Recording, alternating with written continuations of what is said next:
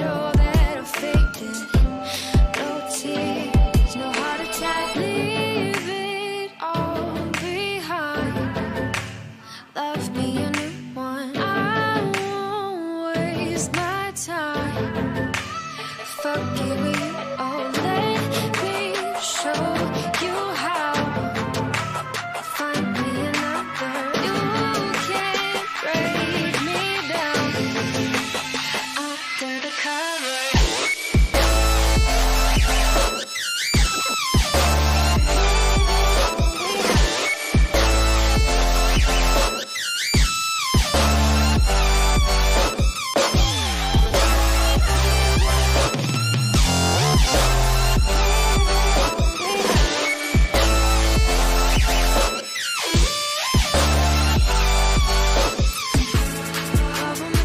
Just to break it. You thought that I would need it right, but you didn't know that I faked it. No tears, no heart attack.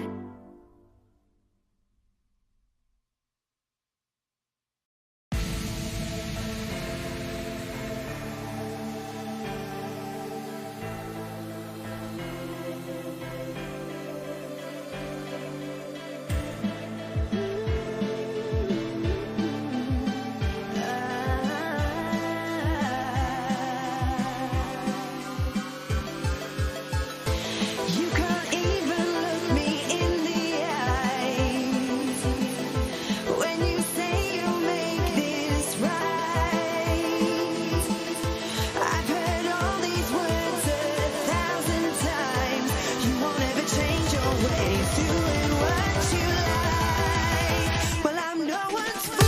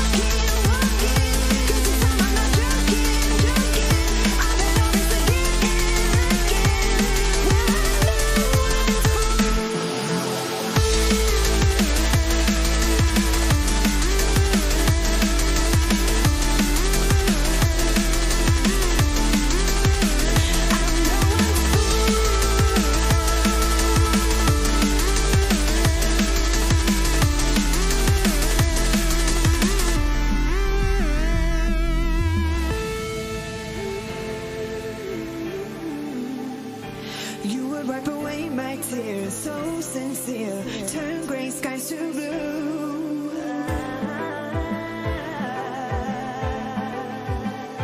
You won't ever change your ways, doing what you do.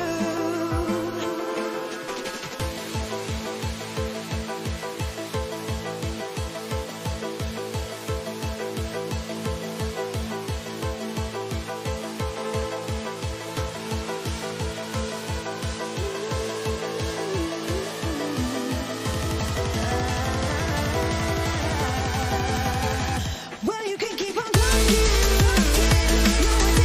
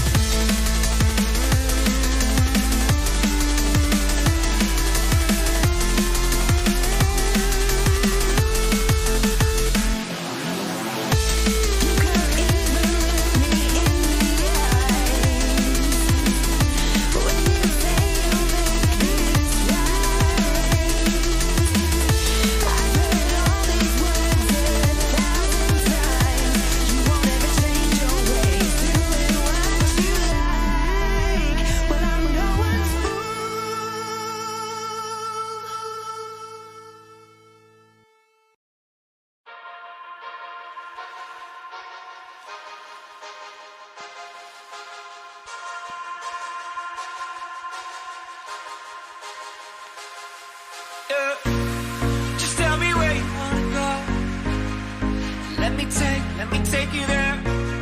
You see, I've been around the globe. I've seen a lot, babe. But I wanna see what's above. I wanna see what's below. Just tell me where you wanna go. You can name the place, yeah, you can name the time. We can leave it all behind. No stop or rewind. Before we running out of time. I can see us both flying around, chilling in a pool right by the coast.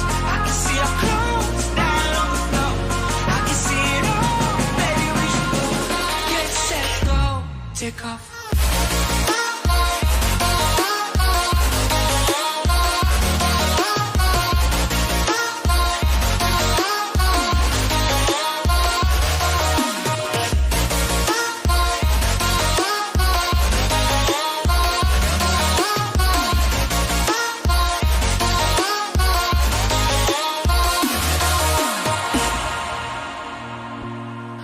Tell me where you wanna go. North Pole, East, West, baby, I'll go anywhere. We'll take a plane and take a boat. I don't really care, just as long as it will get us there. Cause I wanna see what's above. I wanna see what's below. Just tell me where you wanna go. You can name the place, yeah, you can name the time. We can leave it all behind. No stop or rewind.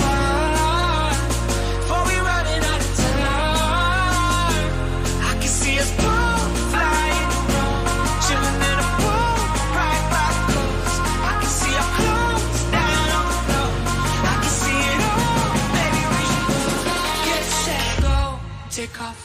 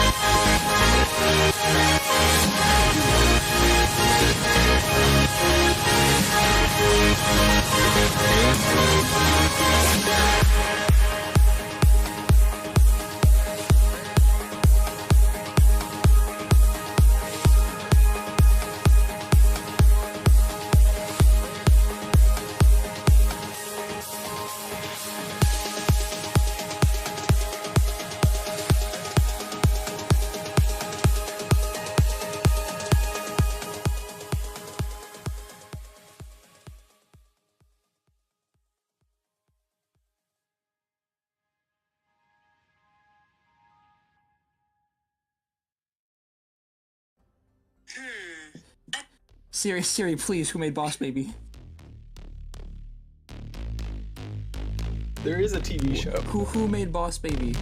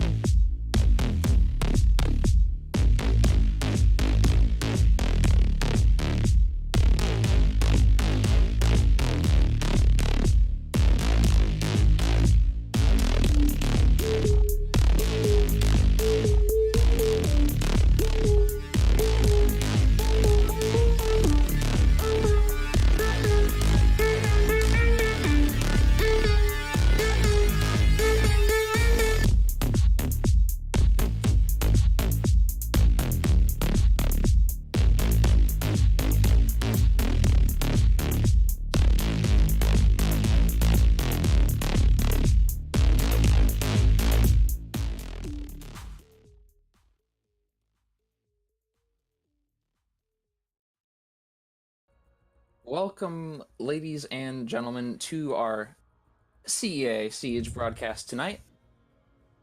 We will be seeing the two teams UMD versus UOIT, and they will be competing in the Invite League for the third place spot.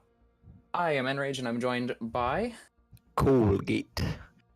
And we're excited to be bringing this to you guys. The first map, which is first map will be Clubhouse, which was UMD's pick. And after that, we'll be heading to Coastline, which is UOIT's pick. And the decider, if necessary, will be Bank.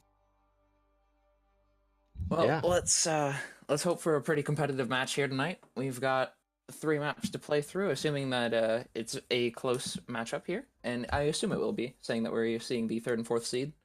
Definitely some of the better teams we've seen this season. Yeah, I'm trying to double check where they each came in their leagues, but I know that UOIT came in 2nd in their division, I believe, to PSU. Correct. Who won the whole league? So were they the 3rd seed? I believe overall they would be 3rd seed. Yes. Okay, cool. And then I think UMD came in 2nd, obviously behind RIT in their division. Yeah, I'm excited to see how this plays out. These teams haven't played this season, obviously being in separate divisions, so it'll be a treat for all of us here tonight.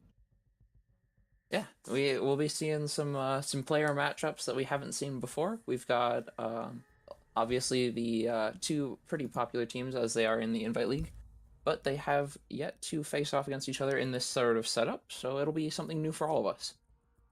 Yeah, and especially moving on into potential format changes, division changes in the fall. Also, just seeing how some of these players play, getting ready going into the summer league. It's all fun. All the questions being answered, and yeah. So absolutely. We'll get started with the bands. Who do you think they should ban, or who would be your picks for Clubhouse? Based on the play history that I've seen on Clubhouse, a lot of teams like to bring a lot of roamers, and that would definitely explain the Jackal ban that we're seeing. A lot of those harder roamers, we'll see Vigils, we'll see sometimes roaming Bandit if they're not trying to go for the Bandit trick. But you'll also see a lot of heavier anchors like Maestro and other things like Echo as well. So there's a little bit to be said in both ways. We have a Maverick ban as well from the UMD side. And that Maverick ban's going to come into a lot of handy if they're ever assaulting, or would have come into handy if they were assaulting Jim, just being able to open up the jacuzzi wall. Yeah, and also potentially if Kaid goes unbanned and on these this basement site as well. Um, I know that people do impact tricking and that sort of stuff on defense. There goes the Echo ban as well. But yeah, Maverick can be really flexible as like a hatch breacher as well, especially if the operator has been practicing it and is able to actually open up 2 hatches with that blowtorch. And we'll see Yeah. who UOIT gets now, which will be Mira. Mira is a pretty strong operator, especially when played in either cache or inside of Armory and Church. Yeah. You've got some pretty strong options there for Mira windows, either watching blue or watching from cache into CCTV. Those give you some pretty solid angles. Yeah, it'll be interesting to see if UOIT on defense here, if we'll see them bring out Kaid at all. I know watching some of the Pro League matches after he was introduced, a lot of teams seem to be playing him on this map, and we will see Kaid on Wonderflow alongside Maestro. Oh. Yeah. Worth noting that there's a lot of intel gathering there as well, combined with the Maestro and Valkyrie. Not to mention the alibi prismas, assuming those get shot. So they'll have a lot of information to work with throughout the round. And we will see them opt out of bringing 2 hard breaching operators in onto the IQ. Maybe a read on the... Well, I think, yeah, definitely a read on Valkyrie. Always a good counter, but Kaid as well. I think for this side, maybe being able to get an interesting angle onto those charges through a ceiling or through a wall. And also, of course, detecting those alibis via prismas. Yeah, definitely a worthwhile pick to bring. Worth noting as well that they brought both Twitch and Thatcher, so they'll have a lot of gadget denial as well, which will work in their favor due to the amount of gadgets that is being brought on defense here. You have, especially with the new Maestro change, Twitch and Thatcher being able to open those up means that Twitch can solo destroy Maestro cameras, assuming that they're not too high off the ground. Which, yeah, we'll see if we'll see those duel of the electronic info operators. I don't know if that's what you could call Twitch as well, but yeah, it's an interesting setup after these changes by Ubi. I guess we'll just have to see. Start of the action phase, it looks like they are kind of spread out around the building, and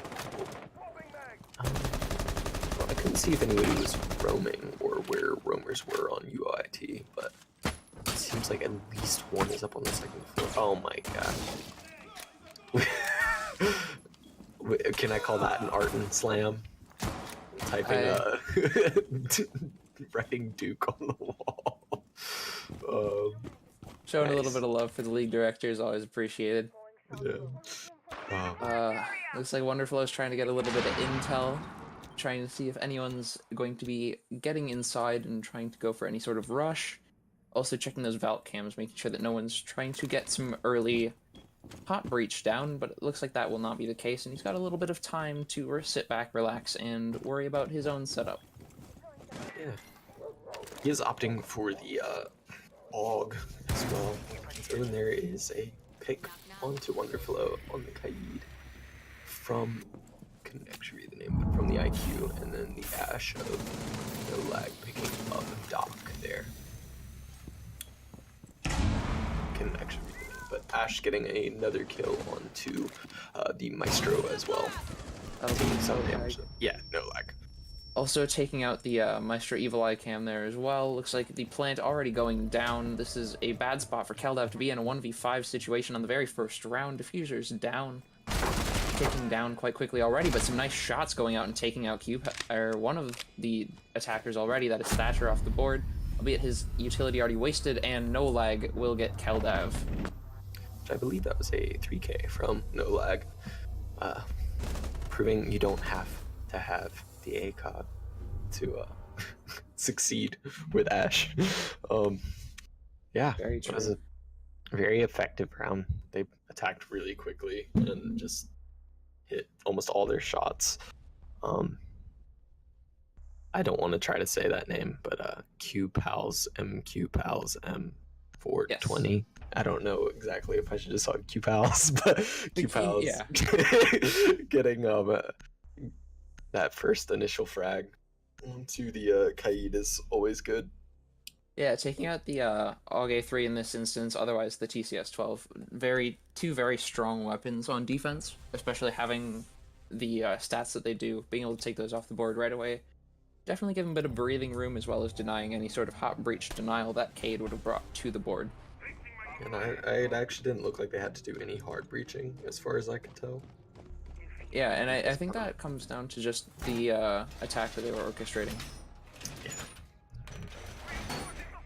We see the Kaid reinforcing the dirt walls, and they are opting to stay on the same site, so reinforcing those church walls here down in the basement. Yeah, what would you like to see from UOIT this round? What do you think they can do differently to stop this attack? Or I would call it aggressive. I'd say that's fair from UMD. I think that overall, spending a little bit more focus on like the blue side of things, and also just devoting maybe one person to roaming upstairs a little bit more close to kitchen could probably benefit them. It seemed like they were taken a little bit off guard. They left it up to Keldev to try to take kitchen, but he actually got caught off of site and had to try to retake in 1v5. I think playing him a little bit closer to site, a little bit less aggressively roaming would suit them a little bit more.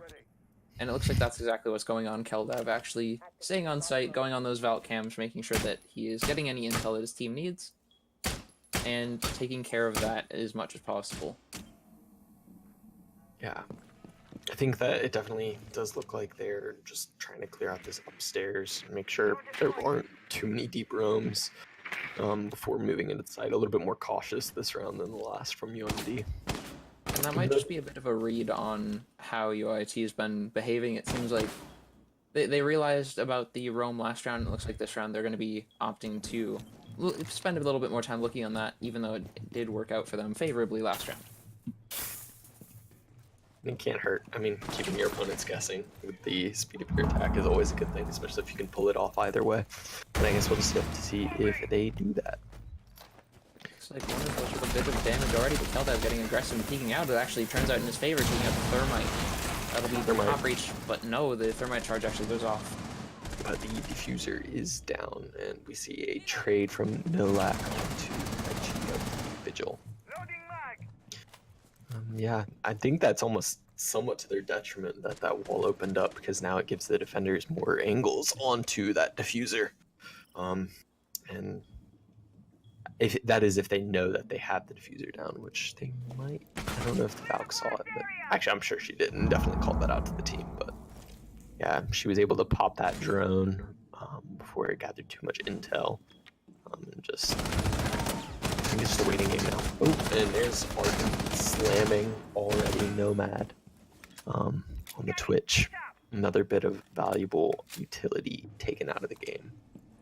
Beasting Baby's getting some nice foot shots out. The small peek hole he made as well. That'll take the IQ down to just over 0 health. Arden back up to full himself, being able to have Doc at his disposal as well in case his teammates take any decent chunks of damage.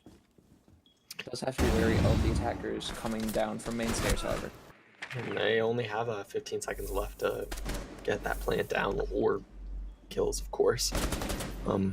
Q-Pal pushing into the armory and getting taken out, or slammed, if you will, by Arden, who is down to 75 or 25 health. But that doesn't matter, and the defenders win.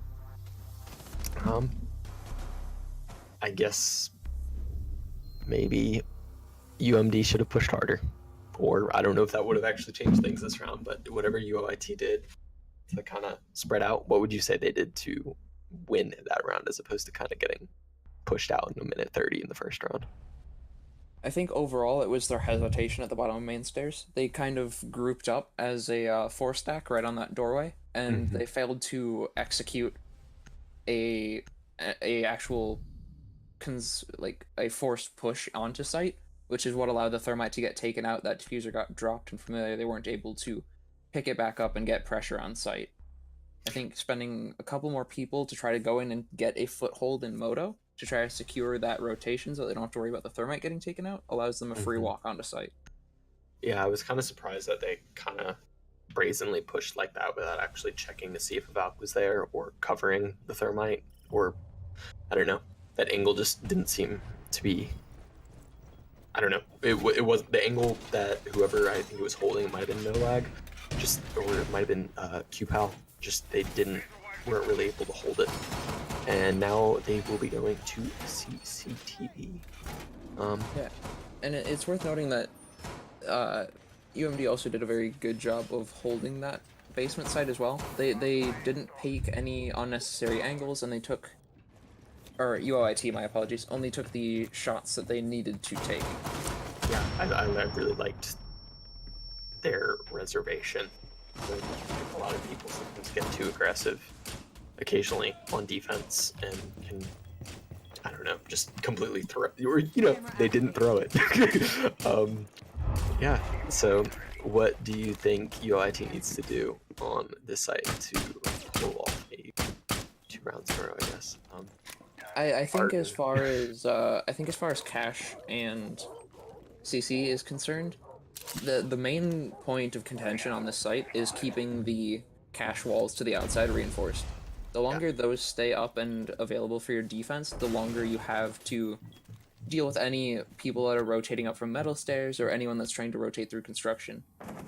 Yeah. As long as you have someone who can hold construction for you, as long as that cash wall stays closed, you pretty much have the round in the bag already. Not to mention, hey, it is worth noting that UOIT did actually give up Garage already. Mm-hmm. That'll be a bit of a little bit there to bite them later in the round. Droning already coming in from UMD, going to be getting some intel on where the operators are set up. They CV rotate through Garage. They know that the thermite wall is open. They have a very strong pinch on CC available right now. Frag coming out from QPALs, not finding any targets, not actually getting any damage down. And it did look like the Maestro didn't move into Garage. And of course they have that Valk cam in there as well. And it does look like one of the Garage walls is open. And the defenders do know that.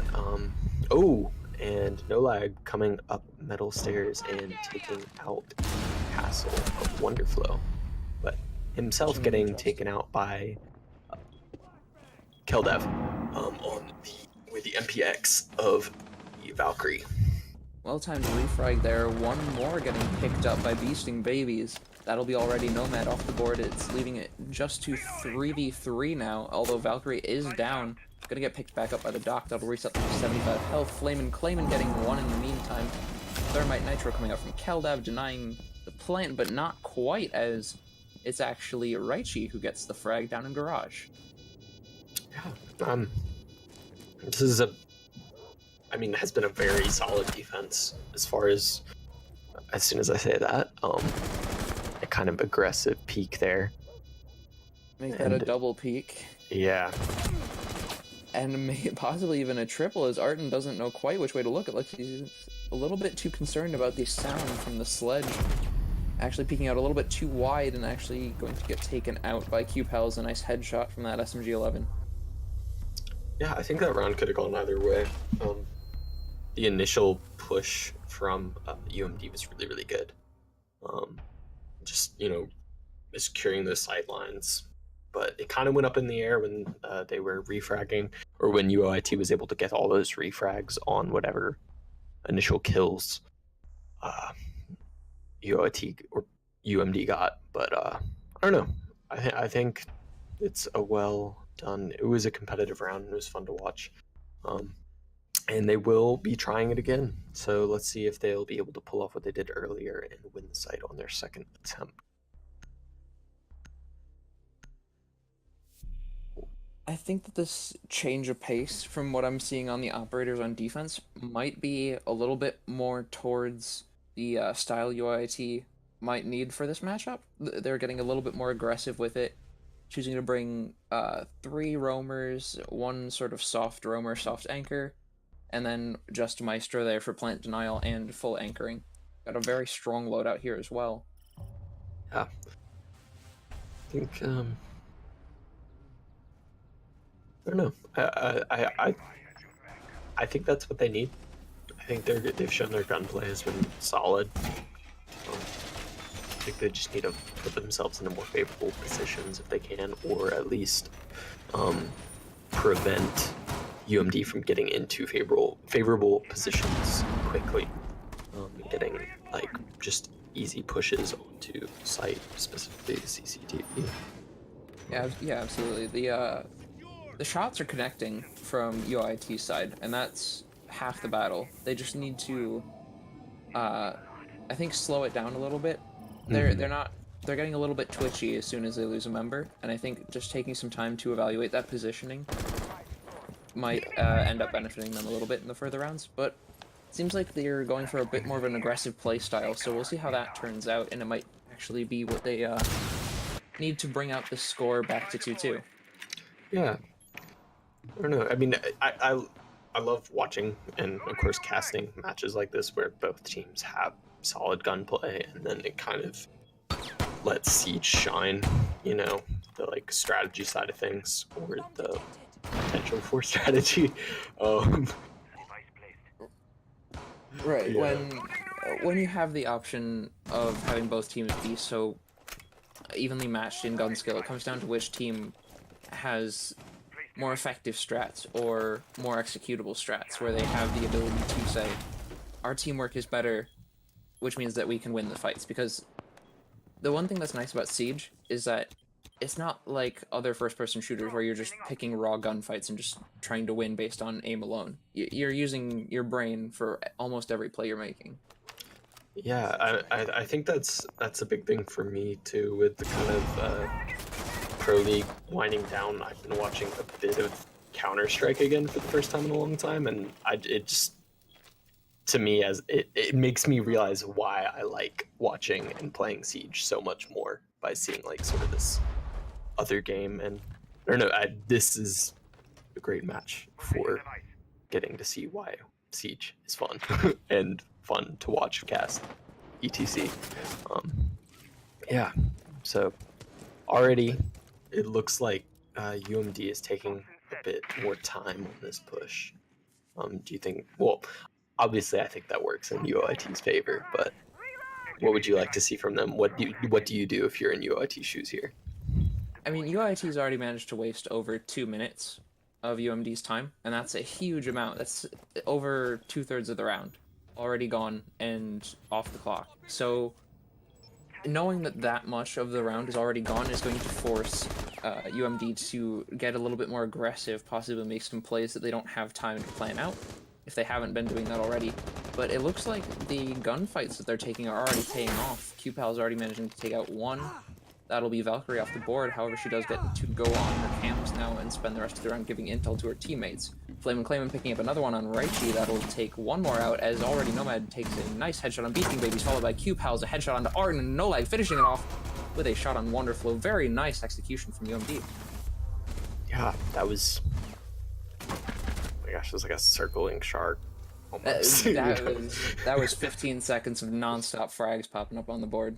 Yeah, that was some really, really good communication, I'm gonna say. Like, man, to be able to, I think. I don't know if I caught it properly, but that might have actually been a team ace where each person gets one kill. I'm not sure if I caught that. It was. Wow. Damn. That was cool. I think that's like, yeah, that sort of communication with the team is obviously very important. So having that frag capability and the communication, this is good to see from UMD. They're playing with confidence. They're showing they can play aggressively at any point in the round and kind of catch UOIT out, even when UOIT feels most comfortable. And they've got a pretty even spread as far as score-wise goes. Everyone's contributing a little bit. The people who are lower on the frag list have more assists. The people with higher frags have obviously more frags, less assists. But they're all contributing to the team effort, and that's exactly what you want to see. UMD's been doing that as well. I think they just need to try switching things up, and it looks like that's what they're doing. Going back down to basement, a little bit more of a preferred site on this map. Has a slightly higher win rate. Definitely seen a bit more play. And it is worth noting, of course, that we play 5 rounds attack, 5 rounds defense. So this will be their last round on defense, unless we go into overtime. But yeah, it does look like they're taking, I'm fairly certain, yes, the exact same setup that they won with. We'll see if they're able to replicate the result as well as replicating the operator picks. Arton looking, I guess, to anchor, obviously not so much aggressive with that ACOG of the MP5, but no, we do see a buck this round, which is always a fun pick. Also, Being able to tear open those garage walls will definitely help a little bit, save a bit of time droning out garage, as you can now have quite a large opening with which to watch with those high-powered scopes. Looks like No Lag doing a flank around, working their way towards the strip side of things, punching out the door for a little bit of sound bait, possibly going for the opening inside of Strip Club to get the rotate down on those basement stairs at main. yeah, it looks like we do have Raichi on the Legion moving on to the bedroom. Yeah, I don't know if he got caught out by a drone, but this could be interesting to see if this late-ish roam, I guess, pays off. That Legion his goo mine could potentially have given him away as to having been up there. Looks like he did hear the sound of No Lag hitting that goo mine, but No Lag making a nice job of using the drone to try to peek around the corners instead of themselves, saving their own hide for later in the round. Raichi doing a good job also covering his track, making sure they won't get picked off too early. They'll be wasting a bit more of their time.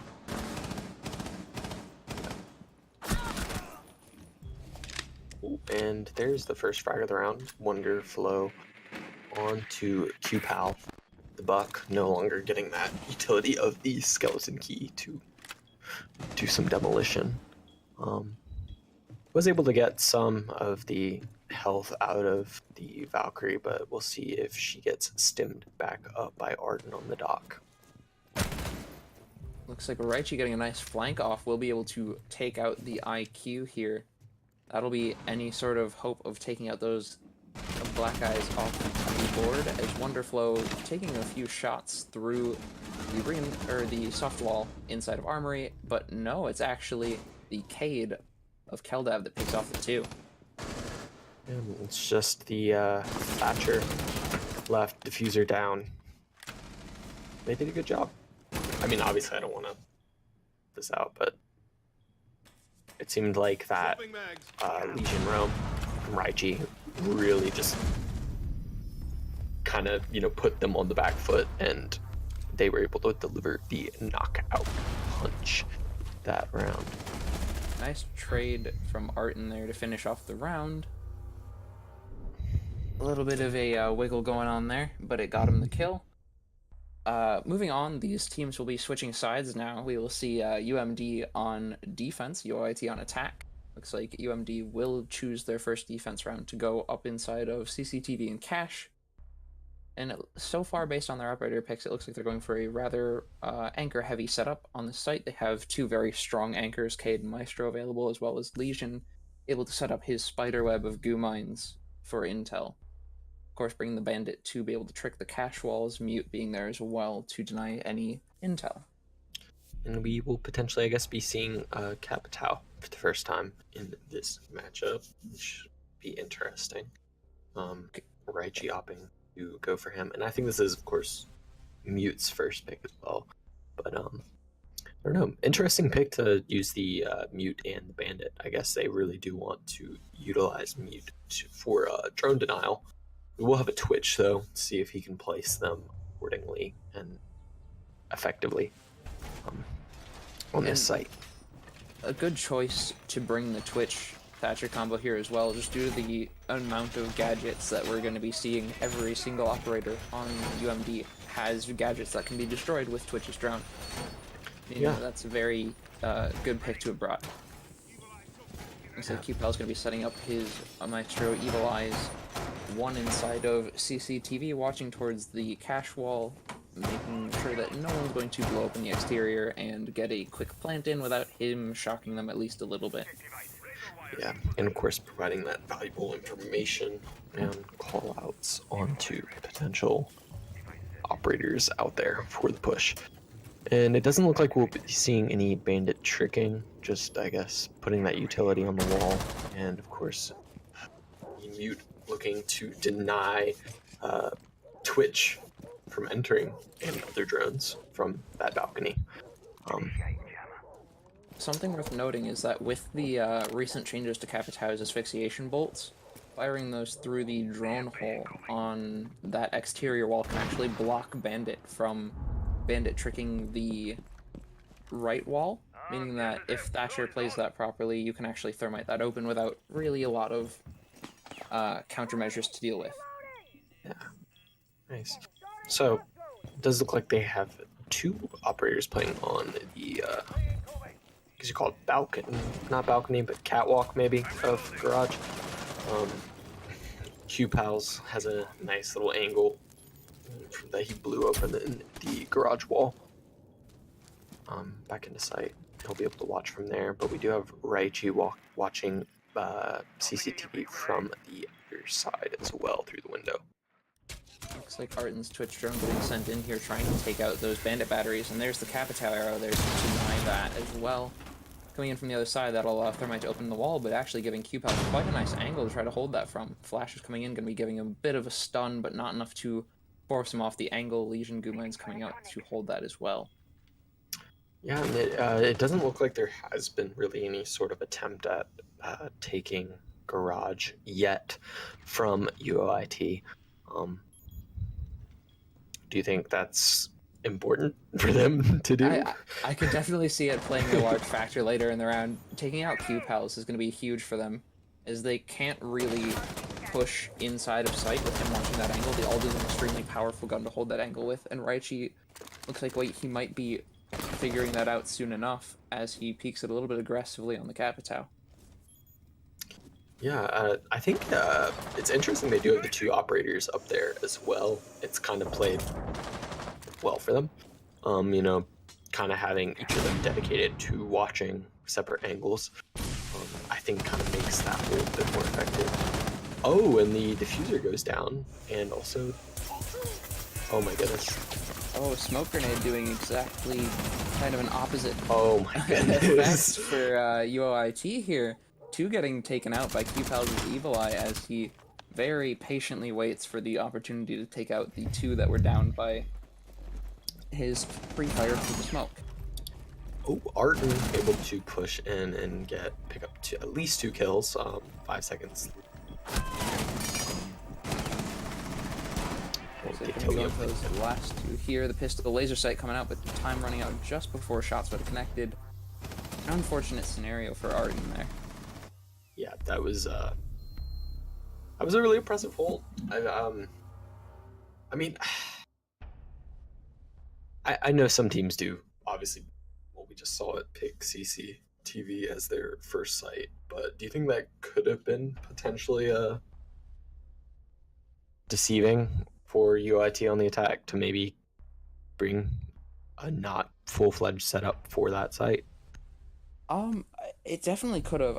The one thing I've seen become a little bit more prevalent recently throughout various levels of play is where you pick, especially on second floor, you pick cache and then you reinforce over towards Jacuzzi. Mm-hmm. Where you reinforce Jacuzzi wall and then you spend the rest of your reinforcements on site just to deny any sort of entry from the other side of the building, making them use their hot breach. It's an interesting strategy, but based on the playstyle of these teams, I don't think it would work too effectively. I think that UMD played that site very well for what they were bringing. Yeah, we will be seeing Zofia and A1T being brought this round. Interesting choice. I guess we'll see how Raichi does with the big man. But yeah, how do you look to play this site? I think, I mean, you know, they're of course bringing Vigil and they're bringing Bandit. Do you think the Bandit will be roaming? I don't really think there's spots to, or yeah, you can't, I wouldn't say you'd want to trick on this site at all. Maybe just put down the utility and roam, but we'll see how he plays it. Tricking Dirt Tunnel is definitely a very difficult challenge, just due to the There's a drone hole there that an attacker can watch through that a defender cannot see, which makes it rather difficult, as well as bringing the fact that you don't have the ability to actually place those without being seen. And it could also be an instance too where they do have the kite, so maybe putting down those bandit charges and then just roaming, and maybe letting the kite attempt a trick if necessary. Well, it does look like he's kiting the ancient hatch. And that's it's a strong angle to hold for sure. Thatcher can counter it, but being able to deny thermite charges with those Kaid artillery claws is very strong as well. See Arton on the Zofia. Oh, and getting taken out by Nomad on the Legion. Very nice shot, especially with that hollow sight from that distance.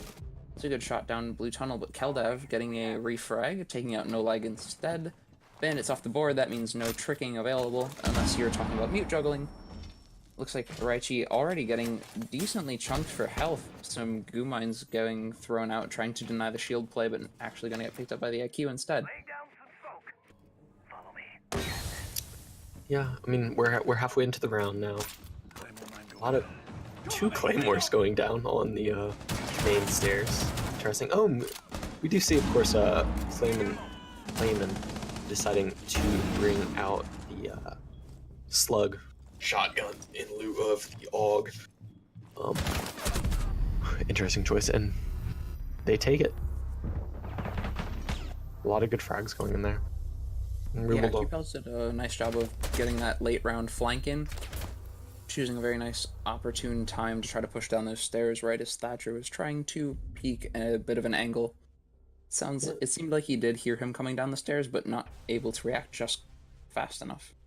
Yeah, and I mean, it does look like, I guess, UOIT fell into almost the exact same situation as, well, not exactly, but same situation as UMD in the second round of this match, where UOIT won defense on the same site, where just kind of everybody stacked up in that little hallway and just got picked off from upstairs and below, you know, and they just, I think, kind of stalled. Yeah, and the defenders pounced.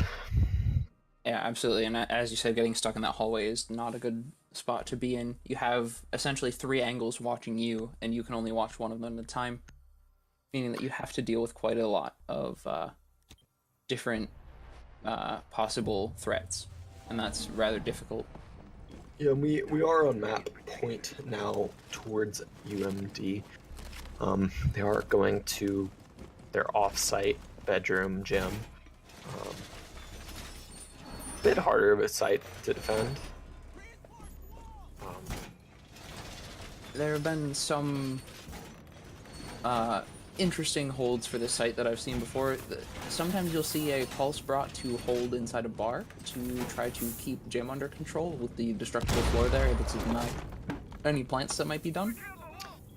I've also seen some tricky things done with Castle as well, but obviously Castle not being brought, and we're not going to see any sort of rearrangements of the floor with him, or windows for that matter.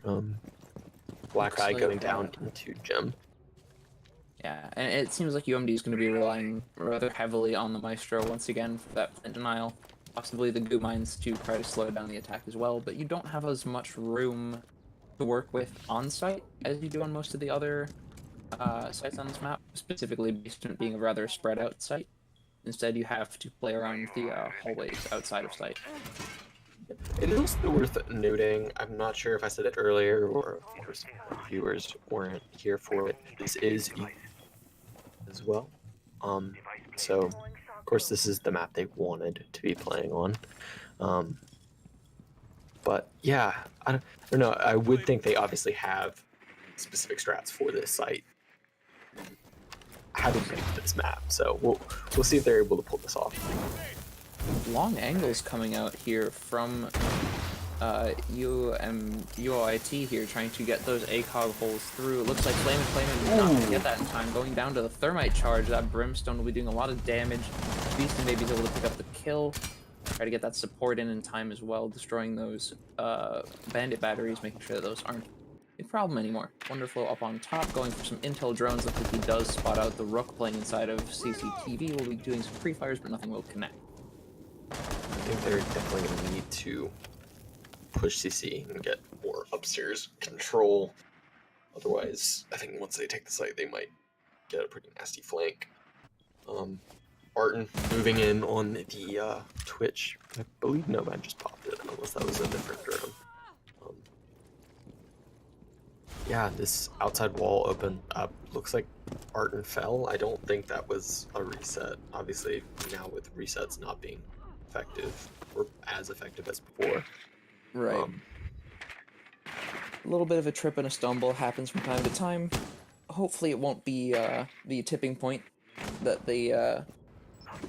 Because if they do end up costing an operator because of that, it's worth noting that, like you said earlier, this is UMD's match point. They can't be too aggressive with their peaks, or else it might end up actually costing them the whole map. And a quick pick from Q-Pals, a nice headshot taking out Thatcher. That'll be any sort of denial on those evil eyes off the board, as I believe Arden's drones are both gone. Snecky Noodle taking out a nice shot on Raichi.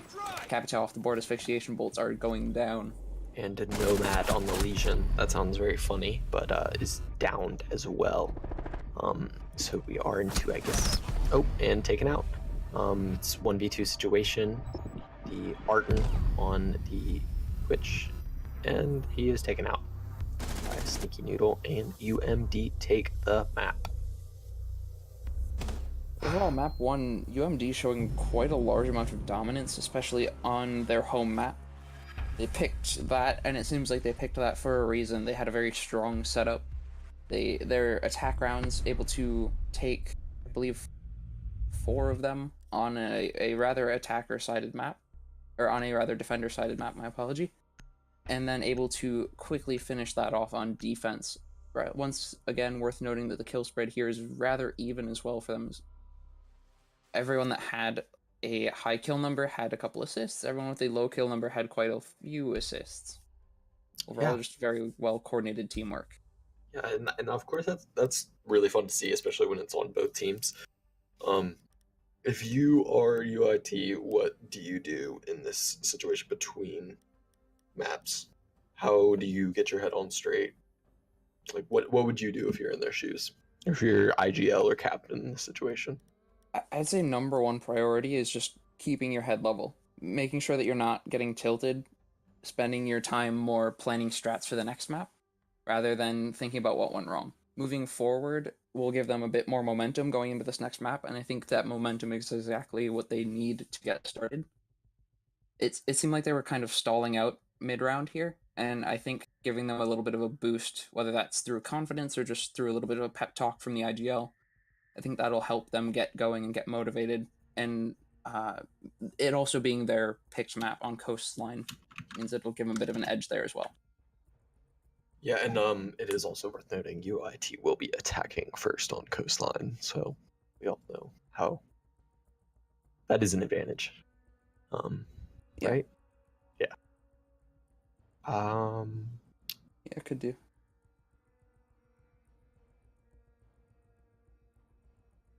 So we will be going for a quick intermission. We'll be back in probably a little under 5 minutes for that second map on Coastline. Looking forward to seeing you there.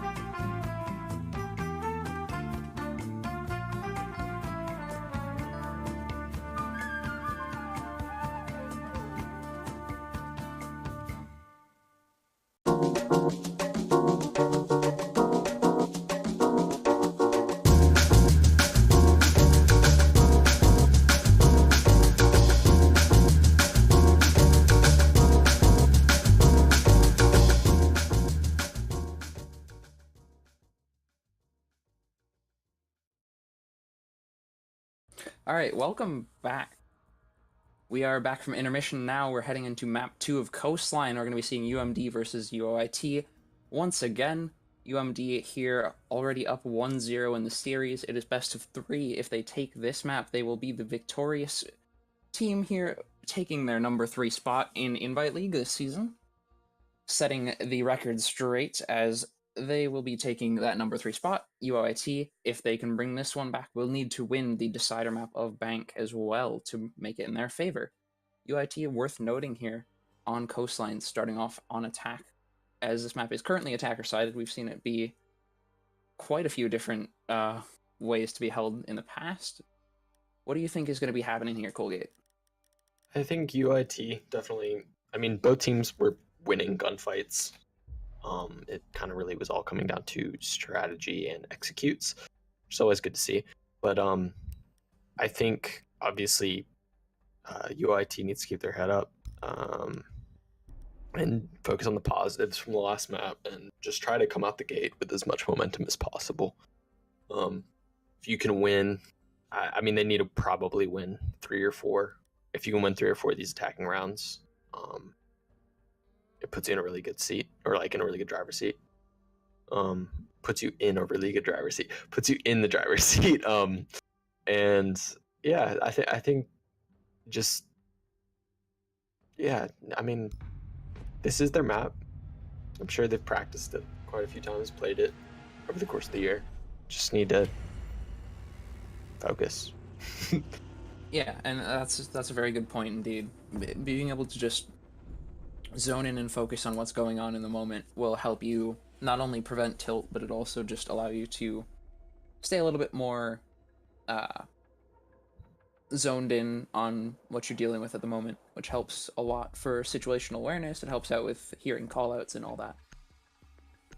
Yeah, and we'll see if they get the double Spanish ban. I was about to make some sort of, I don't know Spanish jokes or jokes about Spain, but Jackal being banned. Get no love for the Spanish operators. Yesterday in the invite final, they were banned, I think, in both matches. But and I mean, they've been very strong recently as well with the amount of play Jackal seen in Pro League and Challenger League and whatnot. He's a very strong operator. Also, this being the map he was released with makes it kind of a dual situation there as well. Yeah, we're getting a hard breach ban onto Thermite, which is interesting from UOIT. Obviously UIT they might feel be comfortable. Yeah. I think they probably have some sort of like plan. I think, obviously taking a hard breach out of the equation puts the other team into a somewhat awkward position, or uncomfortable position, and if it is you doing that on your map, it means you are ready for it, and it's how you want to play the map. Yeah, and as you mentioned, both of the Geo operators there, both of the Spaniards will be off the board. UMD taking the 4th and final ban of Echo. That'll be some plant denial off the board, meaning that IQ won't be as heavily brought, and also they won't need to worry about finding any of those cloaked yokai drones. Yeah, I do like the I don't know if you call it a nerf to Maestro or a buff to Twitch, because I think that kind of, in these situations now where you want to decide which operator to bring kind of in that utility spot that IQ fills, a Twitch can kind of also fulfill it depending on how the bans go. I think that makes the game really has kind of made the game a lot more interesting by nerfing, or whatever you want to call it, to Maestro. It's like breathe life into the game, I would say. Just kind of make Echo more banned than Maestro, which is kind of, I think. Yeah, it's interesting how a ban or a nerf to one operator can lead to a lot of different ripple effects carrying over to other operators just due to the balance shift. And we will see a Maestro being bought, and there's no Thatcher or Twitch to counter that. The only counter there to Maestro will be Zophia's Lifeline, which, if they have to use that for any sort of rotation, will very much detriment from their ability to take out those Maestro cams, as they do not have any sort of frag grenades or other explosives with which to take those out.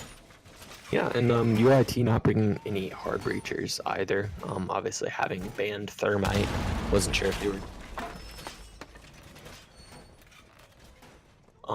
Obviously bringing the potential for Habana or even a brick. I don't know. Obviously they banned it, so they I guess know what they're doing, and see how they play it. Looks like they're taking Hookah site here, one of the stronger sites on this map first. Looks like Nolag might be going for a spawn peek here, already prepping those doors, getting ready for a run out, making sure that that's done. Does have the ACOG on the MP5, can be very devastating in the right hands. Looks like he does hear a couple attackers repelled outside, but he doesn't actually know quite where they are and will be trying to play around that. Yeah, working around in the VIP site, of course, having 3 operators with those ACOGs, UMD. Definitely looking for these long angles and trying to make use to the fullest, I believe is how you say it, of them. Beasting doing a nice job of taking out some of those frost mats right away, making sure not to instantly repel inside of Hookah and get himself taken out in the first 30 seconds of the round. Flamin' having to deal with a Monty already as the Blackbeard takes out one, but no, a nice refrag from Flamin takes out another while Raichi picks up the refrag with the P9. That will be 2 defenders off the board for the IQ. That's a good trade overall. He spotted Nolag on the dock moving over into baggage, so looks like Nolag is in somewhat of a bind now. Kind of pinned in over there. We'll definitely have to be careful about any pushes that might be headed his way. Does have to keep in mind that there is a Monty who will not be able to shoot. Although it looks like Monty is working his way over into Sunrise, possibly trying to push Q-Pals closer up to site, not having to worry about any of those roamers. Yeah, it looks like I don't know. If I were UOIT here, I kind of would have maybe tried to capitalize a bit more on grabbing those 2 frags kind of quickly, but they are taking things safe and slow. Still do have a little under a minute to make and execute on site, and almost all full HP on all their operators. Right. It's worth noting that almost everyone here on both sides is approaching full health, but no, a quick pick from Snecky will take out the Monty. That'll be their hard push off the board. Some pre-fires coming out from Blackbeard, but not quite connecting. Zofia choosing this opportunity to push up instead. Taking out that barbed wire, some shots on Maestro, taking him out. Makes it a 2v3. Yeah, I mean, the Fuser goes down there. Q-Pals. Oh. Q-Pals taking out... I'm sorry, I don't remember which operator that was. It was the IQ. And there they go. UMD holds out. That was a lot of nice trades going in there, and they're able to keep their cool on the site. Yeah, UIT did a nice job, or UMD did a nice job of making sure to not get overly aggressive when they had a man down there. They knew that they were down by 1 player. They didn't want to push that any more than they had to, so they played a little bit closer to site. They only took fights when they needed to. They played the sound game very well, especially on Blue Stairs. Yeah.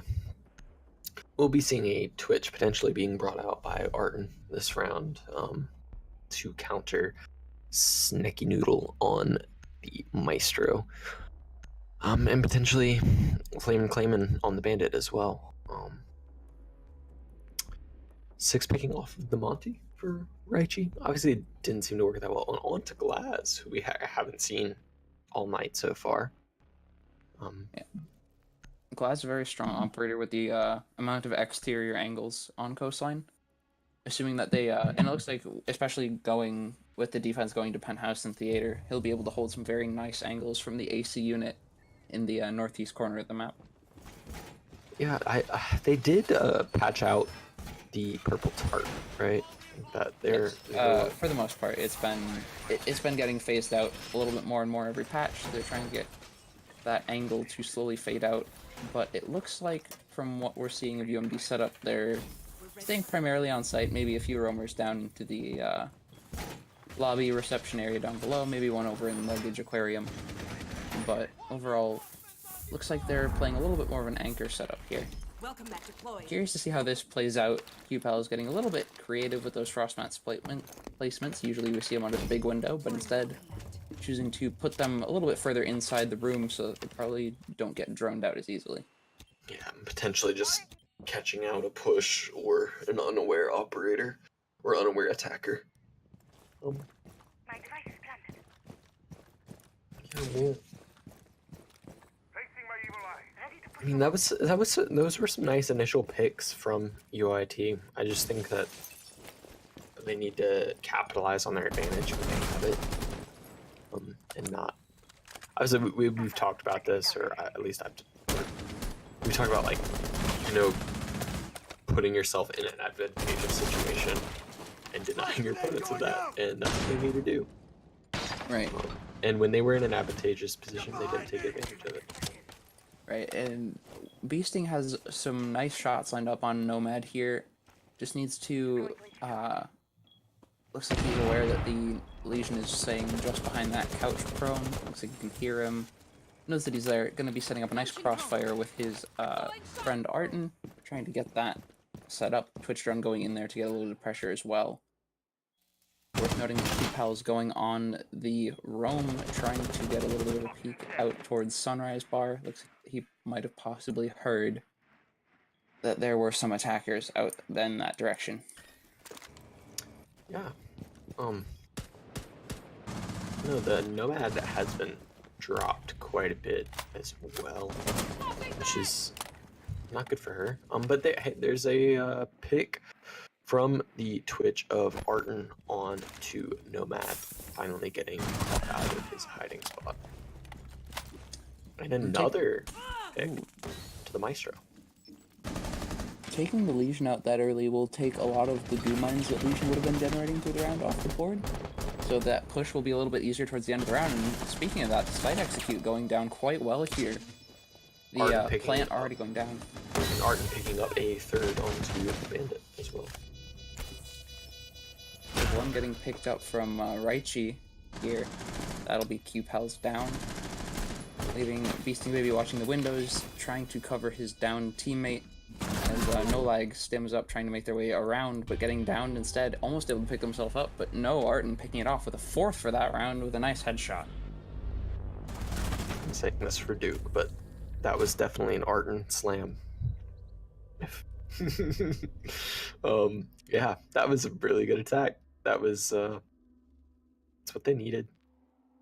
Yeah, and it's exactly like you were talking about when the round was starting. They did a good job of playing their advantage as well. They put themselves in an opportune position and they capitalized on it. Yeah, it's like as soon as Arton got those two frags, Diffuser was going down, and then they were able to just. I mean, I think UMD kind of had to scramble a bit there. You know, just getting hit with all those like challenges right in a row and not really being able to I don't know, respond. Yeah, just not really leaving them enough time to breathe in between pushes. Gave them a lot of pressure as far as they wanted to get onto site. We will be seeing a smoke brought, which I don't. It doesn't look like. I don't think either team had really been playing smoke at all today, which is interesting because he is often a staple in a lot of defenses. Obviously, more operators being added and meta's changing. That isn't always the case, but we'll see how they're able to utilize them here in Kitchen. Yeah, and the hardest part I would say about Kitchen is just trying to hold down delivery, making sure that you're able to either play an ACOG behind B-bomb, watching the main door, or just being able to use those the smoke grenades from smoke to try to block that off is going to be crucial, as that plant can get down very quickly and very close to the door. It is a nightmare to retake as defense. Yeah, this has been fun seeing QPAL playing the Frost. Obviously, not being able to stop the attack in the last round, but catching out Raichi on the Glaz and putting those Frost mats and just kind of wacky locations. I think most teams aren't used to playing against that, at least in competitive. And obviously, it isn't always a good idea to rely on surprise consistently, like they're doing. But I don't know. It's fun to see, and they're bringing a castle as well. I couldn't see where they put any of those. It looked like one might have been on blue bar. But yeah. Oh yeah. So on blue bar. Looks like just trying to keep the rotations off for as long as possible. Yeah. Castle will be holding over in blue bar, while Maestro is probably on cams, but also sitting in the hall there in case he isn't needed anywhere. Moving onto the stairs. Yeah, kind of been a slow round so far. We're almost halfway in, and there was the first initial engagement going the way of the defenders. QPal is just getting attacked by a goo mine, taking a couple shots as he tries to back off as well. That'll be a good amount of damage down. But Zofia doing a nice job of opening up the ceiling there, trying to take some shots, taking a couple in return instead. That'll be a lot of health missing on UOIT's side. Smoke of QPal is doing a nice job of holding that down. And Arton picking up a frag onto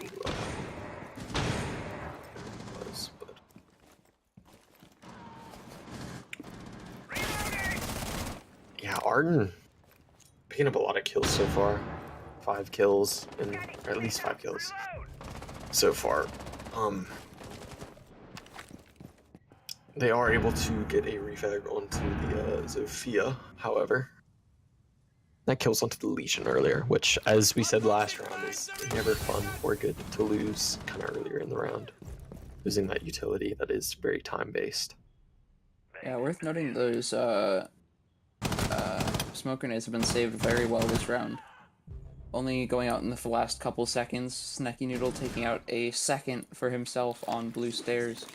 Worth noting that those smoke grenades will deny the last about 20 seconds of the round, leaving only the Nomad of Wonderflow left to try to take this round. Yeah, smoke being utilized incredibly effective there. Smoke means take note. That is how you need to play this site, and they were able to pull it off very well. Yeah, and it looks like the castle barricade set up by Flamin will actually possibly stop the Nomad from getting anywhere near site. Setting that up inside of Sunrise prevents any sort of rushes from that direction, and Nomad not bringing breach charges means that that won't be an option as well.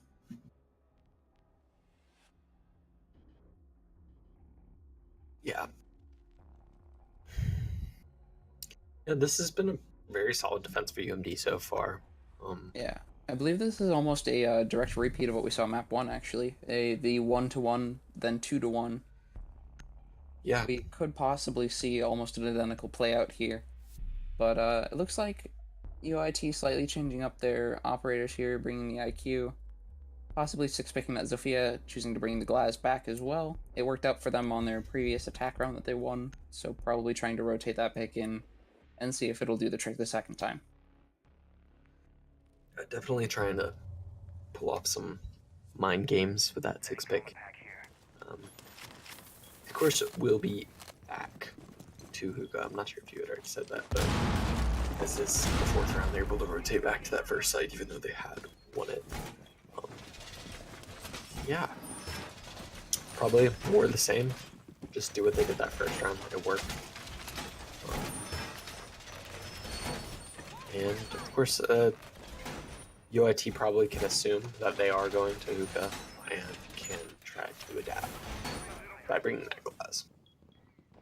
Yeah, and being able to play Glaz up on Ruin's side of the map, as well as being able to have those longer angles to hold down both Hookah door and the large window on Billiards will give them a little bit more breathing room, give them a bit more space with which to work with outside. But that also means that they have to be a lot more careful when pushing Blue Stairs and Aquarium, as they will not be able to have sightlines on those unless they divert the Glaz off of the main rotate. Yeah, oh no, I mean, I'm hoping. I mean, personally, I don't have any skin in the game for this one, but I would like to see UOIT potentially win this to make it a bit more competitive, being attacker-sided. But yeah, this is interesting. They're all kind of running up on the roof. The glass not holding ruins, like you said, would be advantageous for them. But I mean, it's definitely based on their playstyle. And it's unfortunate that the Legion already getting picked off here by Keldav. A nice pick to get early in the round for sure. Legion off the board that early means less Gumans to worry about. No lag getting a nice refrag onto Raichi. That'll be the glass off the board actually from the reflex on that 416, but getting again picked up by Keldav. Doing a nice job of picking up these frags for himself. yeah, definitely keeping a nice level head there, and being able to each team being able to pick up refrags. Of course, it's going into UIT's favor.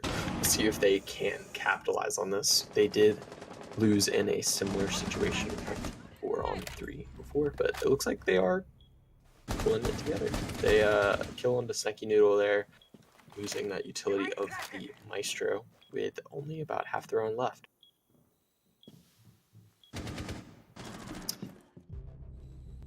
A nice pick by, I believe that was Flamin' taking out one, getting some shots down on another, almost off the board, but not quite able to have just enough health to get the plant down in time.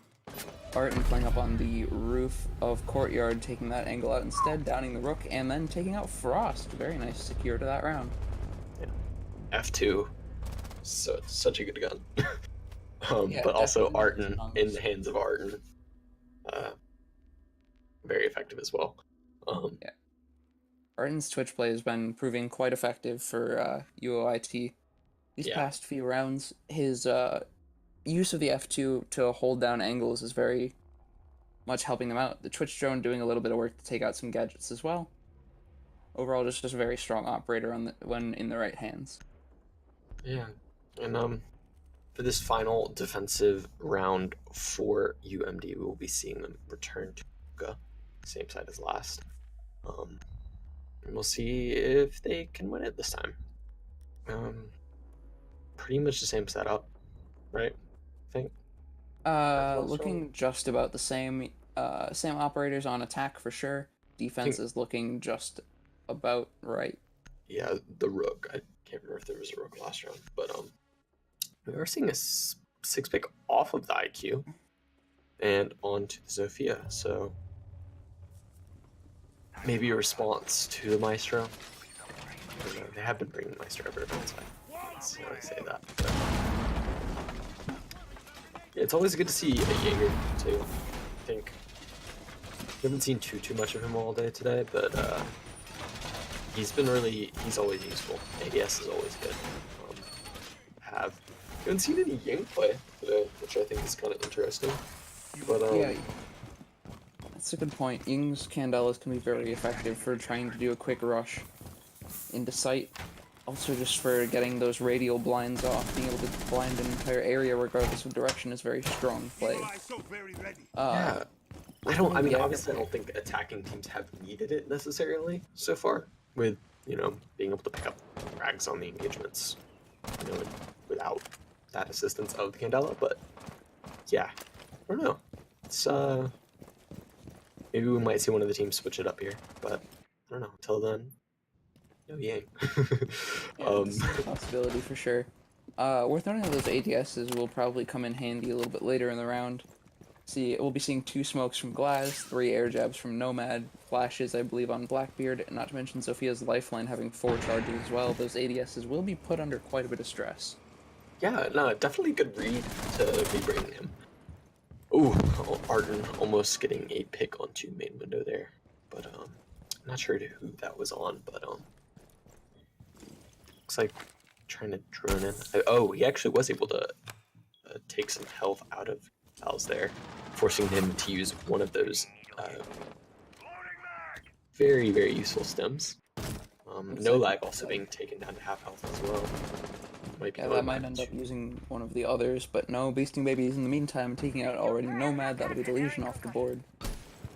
Yeah, I'd be able to spot out one of those ADSs as well. Might be able to make a potential plant onto Luca. A bit easier to get smokes, etc. Snacky No lag. with the Nomad as well. Almost taken out. I'm not sure if that Doc was actually down or just injured. But also being forced to use yet another sniff. Oh, and Reggie able to pick up that kill onto QPAL with the Glaz. Flamin trying to get a little bit aggressive on his push against Glaz, does have the intel from cameras here and will be able to take up the frag thanks to the information provided by the Maestro Evil Eye inside of Aquarium. Diffuser is down just outside of Hookah. They have time to their favor with just under a minute left in the round. Arton and his companion Blackbeard trying to get a bit of a pinch set up onto the rotate inside of Billiards, maybe to take out Flamin, but they will be playing a little bit safe for now. Was Flamin able to pick up Maestro? Maestro is still on the board. Will be just under 25 health, set up on blue stairs. Looks like Beasting is aware that the Maestro is set up in that approximate location. Arden doing his best on a little bit over a third of health. Trying to drone out, possibly get some intel. But looks like they realize they don't have a lot of time left on the board. They need to get that push going soon. Flamin set up in a nice spot. Will be able to get the first frag of the round. Blackbeard getting the Diffuser down, but does seem to hear Snacky Noodle in the distance. Rapidly approaching. The Diffuser has to be stuck now. Shots coming out from No Lag. A nice headshot connecting. That'll take out Beasting Babies. UMD, I believe, taking this at least 3, possibly 4 rounds moving into the defense half for UOIT. It's a 3-2, I believe. Yeah, what do you do if you're UIT here? This is obviously not an ideal situation to be in. I mean, they're bringing it back a little bit more than they did previously. They brought it 3-2 instead of, I believe, the 4-1 it was at before on Clubhouse. So they're making progress. It might have been 3-2. Yeah, I think it was, and then it was like a straight 3-round sweep on the defense for UMD, but I don't know. I mean, well, obviously this is also their map as well, so right. they might have better defensive strategies and might kind of counteract of it. Yeah, and I guess that brings back to what we mentioned before. We mentioned back when it was only 3 rounds in that it was looking almost identical to map 1. It seems to be the case this time around as well. UIT choosing to bring pretty similar ops to what they brought on Clubhouse as well, with the exception of Jaeger being brought instead of someone like Bandit. And that's mainly due to the fact that the Thermite is banned and the Hot Breachers are not quite as effective on Hookah site. Looks like they'll be doing a hold focused a little bit more on Courtyard and Aquarium. Pretty standard setup as far as I can tell. Just waiting for that rotate to be punched out between sites. No hard breach being brought again. Obviously not super necessary on this map. But we will be seeing a Thatcher, which is always good to clear out some of those devices. And the Maestro, of course. Yeah. Definitely, they are bringing the Valcam, or Valk, and her cams, which is always fun.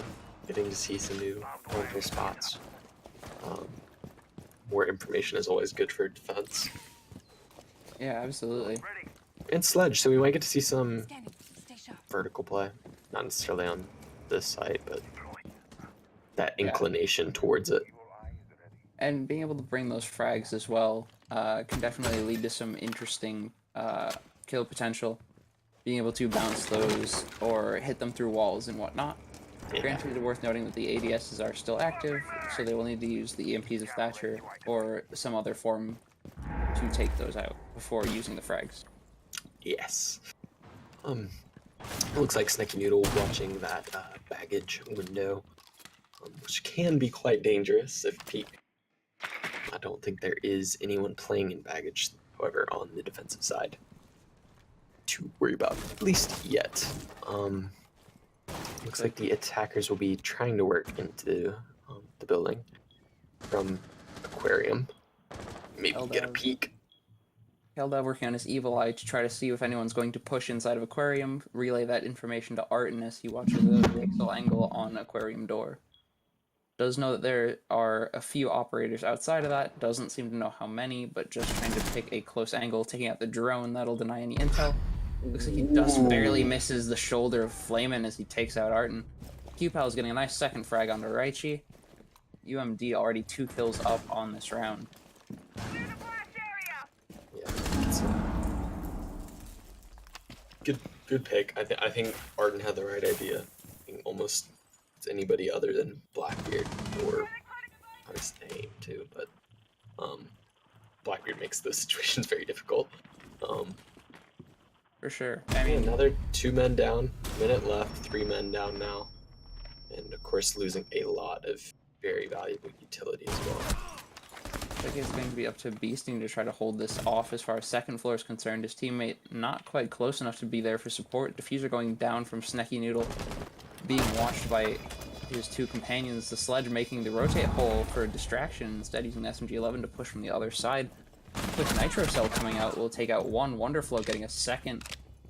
That'll be a little bit more on their favor, but still has to worry about 3 attackers. Able to get the nice repel window shot. That's a headshot off the board as well. Valiant effort, but no lag. Finally picking him off. If only the Valkyrie there had just a couple more bullets left in the MPX when that Ash had run by, and it could have been evened into a 1v1 scenario. Yeah. Drum mag. Needs the drum mag. Yeah. But yeah. I mean, pulling off 3 kills like that, that's... Yeah, definitely an impressive show from Wonderflow there, for sure. Yeah, and I mean, try to carry that momentum into this round. I really don't want this to mirror the last map with the rounds, and we will be seeing Arton potentially bring this alibi. His first time using an ACOG, I think, this entire match here map. The Prismas will definitely play a bit of an interesting role, especially on Kitchen. Not one of the most common operators to be picked for that site, but Alibi can definitely provide some good intel. Using those Prismas, whether that's for figuring out location or just to distract an enemy for half a second while you line up a crossfire, can be very useful. Yeah. So I guess it'll be up to the game plan of this round to see how that operator is played. We will see them attempt a kitchen defense here, which we did see 3 rounds ago, I guess, technically. Successfully pulled off by UMD. We'll see if they can match that success. Getting those Evil Eyes set up early on, trying to deny any sort of rush potential or quick plants, as that'll watch the delivery door, which is an ever so common plant spot, setting up that rotation there as well with the barbed wire. Will give them a bit of options to play back onto site should they get pushed off of that bomb. Yeah. Seeing no lag coming in the default cams. I think it was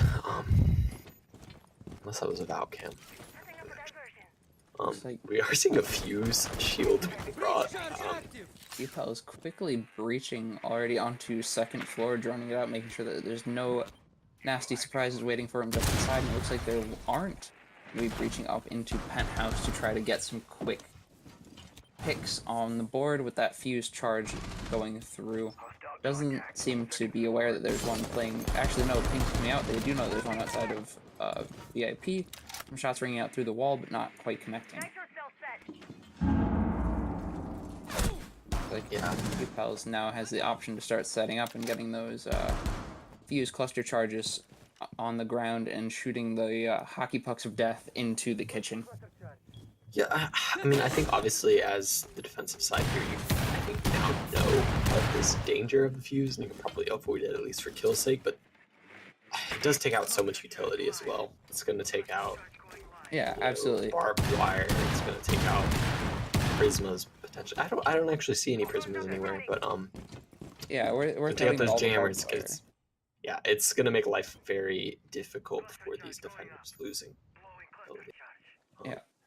assuming that last cluster charge gets placed closer to the bathroom side of things, that could take out a lot of the remaining utility. Looks like using those breach charges for some vertical play, the shield will be preventing any quick flicks from taking them out as well. No lag trying to play above the rack of food inside of kitchen. Keldav doing a nice job of trying to keep him off that angle with the vertical play of that Alda. As Snacky makes his way down towards blue bar. I'm not 100% sure if the fuse was 6-picked onto, but this was definitely a good read from UMD to bring him. Yeah, being able to take out as much utility as they have already in the round will definitely play in their favor later. And having that shield available as well means they have a little bit more pushing pressure to try to get that plant down. Yeah, and I think also saving one of those fuse charges and just dropping all 3 down, it will put the defenders on edge. And there's the first kill around 30 seconds left. Blackbeard down coming out here as well on Maestro. Looks like Arden is where there's one pushing just outside. Does seem to hear that there are some attackers waiting. Doesn't see them cross over though, but does see the plant go down, able to get the nice one tap. That diffuser will now need to get picked up and put down once again as his friend Beasting Babies takes out another. That's Q-Pals off the board. Nobody, however, able to refrag. It's just down to the one, able to get the nice shot on the Snecky Noodle. He has to push and try to get that diffuser down, but no, it's already there. He does have to play it very carefully. And Nomad brings us on to match point, or map and match point. I think UMD only 1 round away from winning the whole series actually here. Yeah, they've been convincing, I would say. Yeah, they've been doing a good job. They're not giving UOIT any momentum to work with, really. Making sure to shut them down whenever they get any sort of plays on the board, and that's definitely helping them stay on top. I mean, Arden's been doing a great job of getting frags, and we can see that based on the scoreboard here, leading all of his teammates by 7 kills. But the even spread on UMD is just helping them out a little bit more. They're all contributing equally to the team effort. You know, it seems like also some of those kills, at least in the last round, you know, I think Arden definitely got somewhat unlucky there, and or UMD got a bit lucky with how that diffuser fell with the angle. I don't know. Well, obviously, Arden knew he had the diffuser, but that angle was so narrow to hold, and I don't think he knew if behind him was clear or not either. And that just comes down to unfortunate positioning. Yeah. Arden was in a pretty tough spot to try to retake site from. He only had 1 angle to look at, while the defenders had a couple angles to hold on him. He had 1 person playing in the connecting area on kitchen, and 1 playing behind the bomb. And that's a very tough spot to be in when all you've got is the MPX, or the MX Storm.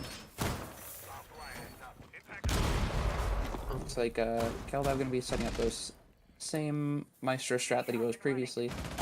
Choosing to bring relatively similar ops on both sides. Frags coming out once again from Q-Pals. No lag once again on Ash. Be a good amount of breaching power there as well.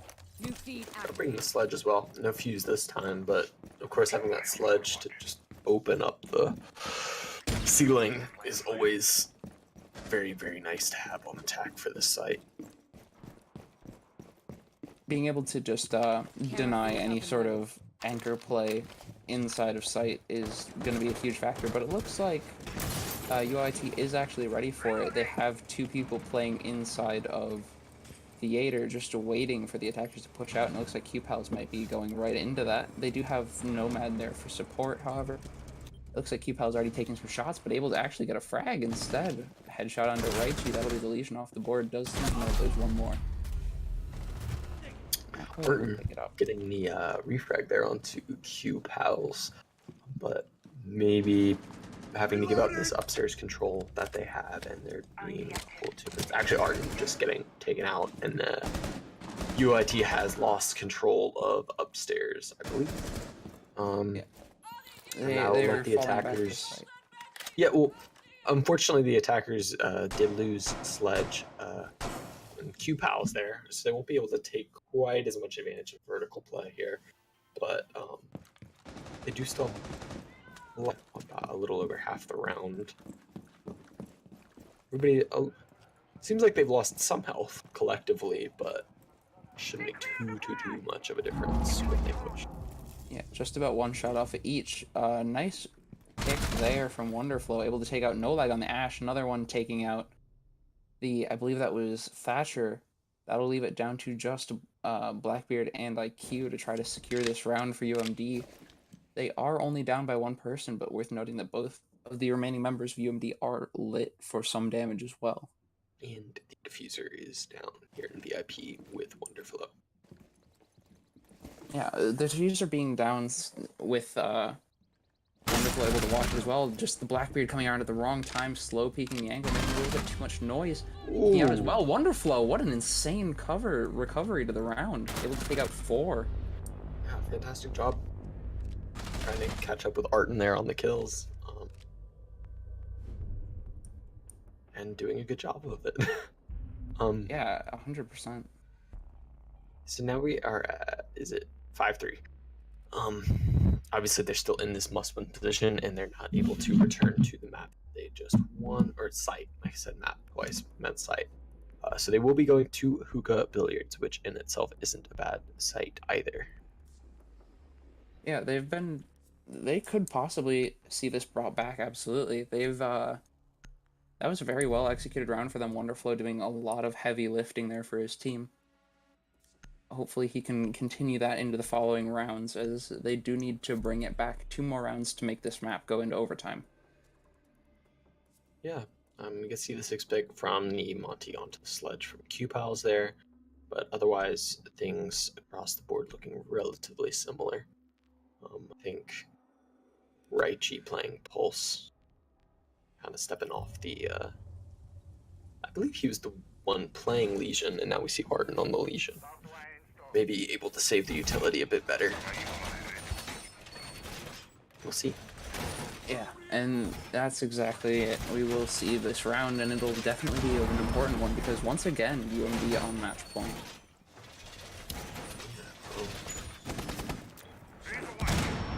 What would you like to see them do differently on this site as opposed to their last attempt at? I mean, the last time they were here, they had it rather close. The plays that they were making inside of Hookah almost worked out for them quite well. They had a nice hold on Billiards for a decent chunk of the round. It's just, once they started peeking the aquarium doorway and they lost 2 members to Blackbeard is when it all started going downhill. But I think just playing a little bit more passively when they know that there's going to be a Blackbeard and an Ash on the enemy team might be something that they could look into for this round. Yeah, they did do a pretty decent job at attempting. I guess they retake. I assume they did, but I don't know. It almost seems like they, I don't know, need to know when to hold them and know when to fold them, as somebody once said. You know, I think you gotta know when to kind of give up the hold and know when to, you know, just go for the retake. Yeah, and or there's like something kind to of be said. concede. Yeah, there's something to be said about that as well. In Siege, it's not as important to get the frag if you waste time. Just being able to take a minute off the clock, especially if there's only, say, 2 minutes left on the round, you've taken 50% of their operational time left and just essentially deleted it by doing nothing, which is a huge play make as well. Yeah, if everybody's lining shots like they pretty much are for both of these teams, you just want the ball to be in your opponent's court, I think, and make them make the mistake.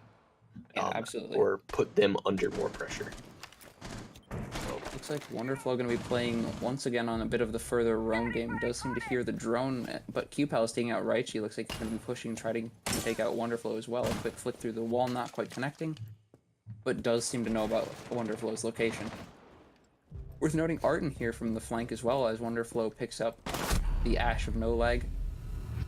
Looks like Q-Pal's just ready for the rotate on the Repel, watching for it, and does get the frag. Yeah, and 3 of these attackers are kind of bunched up on the aquarium balcony. Oh, Keldev choosing to go on the Evil Eyes right now, and does seem to know that he has to get that plant taken care of. Taking it a little aggressively, but it actually turns out in his favor, getting a 2-piece. That was fantastic. Beasting taking this time to stem up. Yeah, now, you know, they might not even know about the Maestro being there, because I don't think anyone was necessarily watching it, but they... Good pick from below as well. Wonderful with the C4.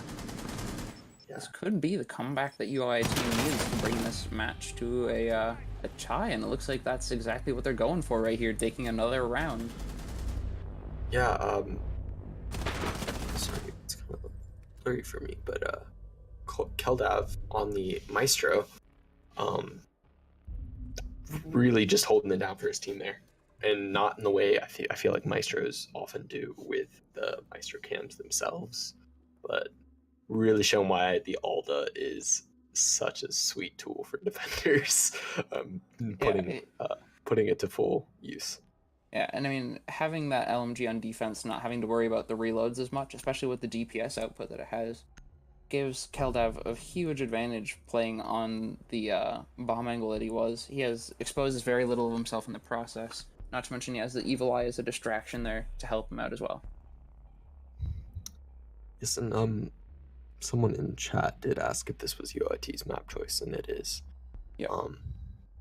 But yeah, we'll see. A reminder to those of you. Actually, I'm not going to get ahead of myself. Talk about overtime if that is a possibility. But this is the round that decides whether or not we go into overtime or whether UMD takes the map and match. Yeah, and it's definitely going to put a bit of stress on UMD, and UOIT might be able to use that to their advantage. They know that UMD is going to be focusing a lot of their effort into taking this round, and it'll probably be a little bit demoralizing if UMD is unable to, and UOIT can probably play off of that and give themselves a bit of a morale boost for sure. Yeah, we've only been in a situation, I think. I'm not 100% sure, but this is kind of like a flip-flop of last map where the team that picked the map is being forced into their offsite. Obviously, there is a lot more riding specifically on this map, and they do have the momentum, so it's obviously this is the offsite behind kitchen and behind Hookah, bedroom being their third pick, I'm assuming. Yeah. And the site they're forced to go to, but having the momentum at the same time and it being their map, there's a lot of factors in play. And I don't know, this could definitely go either way. Worth noting that paramount round. UMD did get a lot of setup done in the prep phase. They got a lot of drones set up in favorable positions. They seemed to get a decent amount of intel. And it looks like they're going to be choosing to take the first little bit of the round, doing some drone work, possibly taking out some of the defender gadgets, as there are quite a few to deal with. Yeah. They do have both the Twitch and the Thatcher as well. I don't know. Having that good drone economy. Eldav's Evil Eye set up in a nice spot here, does have a visual on the Thatcher jumping into VIP, does know about it, although Thatcher also knows about those Evil Eyes. Doesn't seem to be using the EMPs to take those out quite away, though. Not using it to open those up just yet. Does have the option to remove those off the board, though, but seems to be aware that they won't affect the plant later in the round. Yeah. Obviously, UMD taking it a bit slower this round. Not too many. There haven't really been any engagements yet, and we are already halfway in. Ooh, this could be a good time for Raichi. He does have the intel on a couple people playing upstairs. Knows that they're playing on a destructible surface, but he has to act fast as Q-Pal's already dropped into bathroom, getting a quick pick. A nice headshot. That's the dock off the board, as well as those stims. No health left. It'll be up to Raichi. Is going to go for the Nitro Cell in the default plant spot, and it will connect to the floor. Diffuser going down. Already getting picked up, however, by the Twitch here, trying to get on the ground, but no, a nice refrag from Keldav will take that option out as well. Q-Pals will have to do his best to try to take out Keldav if he peeks that again, but No Lag doing a nice job of taking out Arton in the meantime. Yeah, each team having, it's a 3v3, with each team having one operator, kind of half healthish. We do, oh, and there's Q-Pals picking off the Maestro. And the Nice. diffuser's starting to go down. Snacky Noodle getting a nice angle here to get that defuse down. Able to actually get that on the ground and counting down as Raichi tries to make his way into sight and getting a nice flick. That'll leave it just up to No Light to try to hold that diffuser. Claymore getting shot by Wonderflow. It's a 1v2 scenario to try to hold that diffuser. No Light getting a nice opportunity to push out. Will have to face off against Wonderflow, the savior of UIT, and he does make it in time, able to bring this map to overtime. Yes, and fantastic job there from Wonderflow, and I would say all of the defenders of UIT really just riding that momentum. We'll see if they can do that into overtime, which, as I will remind our viewers, is best of 3, or I guess first to 2. That goes attack, defense, attack, and UMD will be starting on defense. And they will be going to hookah. Yeah. Worth noting that UMD will be setting up on defense in overtime, as you mentioned. That hookah defense proving to be very strong for both teams, both of them winning it quite a few times. Meaning that this will most likely end up being a strong start to overtime for UMD if they play it the way that they were playing it in the first half of this map. Yeah. And that is, I guess, the key. They got to be playing. They got to revert back to how they were playing before, and or kind of really stop this momentum from UIT. Otherwise, we will be seeing bank. Yeah, and switching back to that defense mindset is what they're going to need to focus on here, because they just played 5 rounds of offense. So switching on a dime like that, like they did previously, is going to prove to be crucial for both of these teams, because they are now playing the side that they just finished playing 5 rounds the opposite of. Yeah. Obviously looking like they're doing a similar setup to what worked for them before. Both teams, I guess, bring very similar setups to what we saw them bringing in the first half of the map. For sure. Some rotates getting made here by No Lag, going to be setting up a little bit more freedom of movement between the sites. Looks like another rotation between sites, a pretty common one there between Billiards and hookah. That Rook armor will also play a pretty crucial part in making sure that the members of UMD stay alive just a little bit longer in firefights, which can definitely be the difference between life and death with the short TTK. Yes. Yeah, see how UIT tries to play this. Obviously we're 30 seconds in. Not seeing too many engagements. Doesn't look like UIT has breached the building quite yet. No Lag playing, lurking over there in baggage.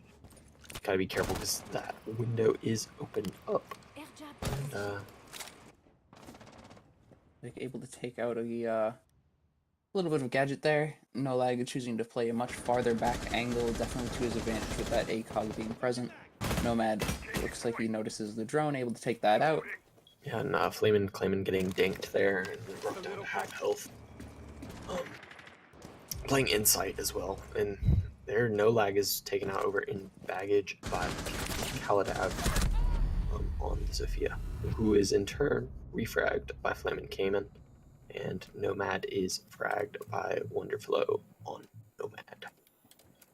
The ADS there behind the bar might just save Flamin' Clayman a little bit of health. They won't from coming out though, some shots ringing out, but chooses to take that opportunity to duck back behind the bar. Smart call, as he does have to be very careful about where he's going to push from.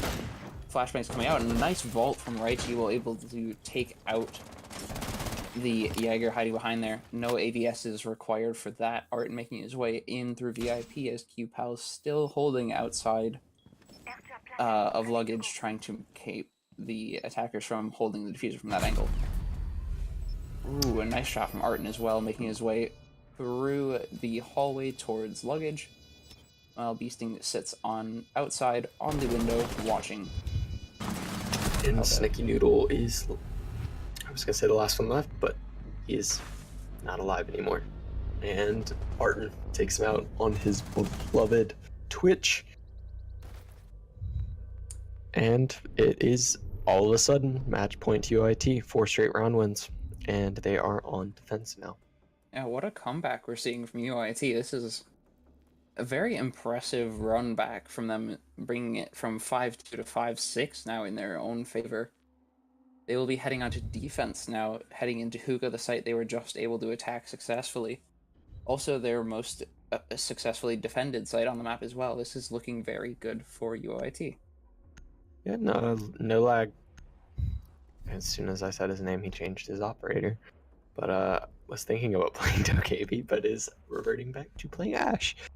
The classic switcheroo from No Lag. The classic. The switcheroo. He picked the operator he wanted to 6-pick 2. So we will be seeing a Dokkaebi. Trying to put a little curveball here into the round, maybe revitalize things for UMD, trying to reinvigorate them, maybe not take this to a I almost said 6th map. That's not happening. 3rd map. Yeah. And that Dokkaebi call might be something that they actually really could use. Being able to... The Ash was being effective for sure, just due to raw gunplay. But being able to get locations on all of the defenders simultaneously is definitely a huge buff to their team composition. Yeah, as well and as it's having a little bit more long-range combat with the Mark 17 or Mark 14. Yeah, and I think also, when your whole team has pretty even kill distribution and/or are getting kills and winning engagements, having the straight frag op isn't as necessary or helpful.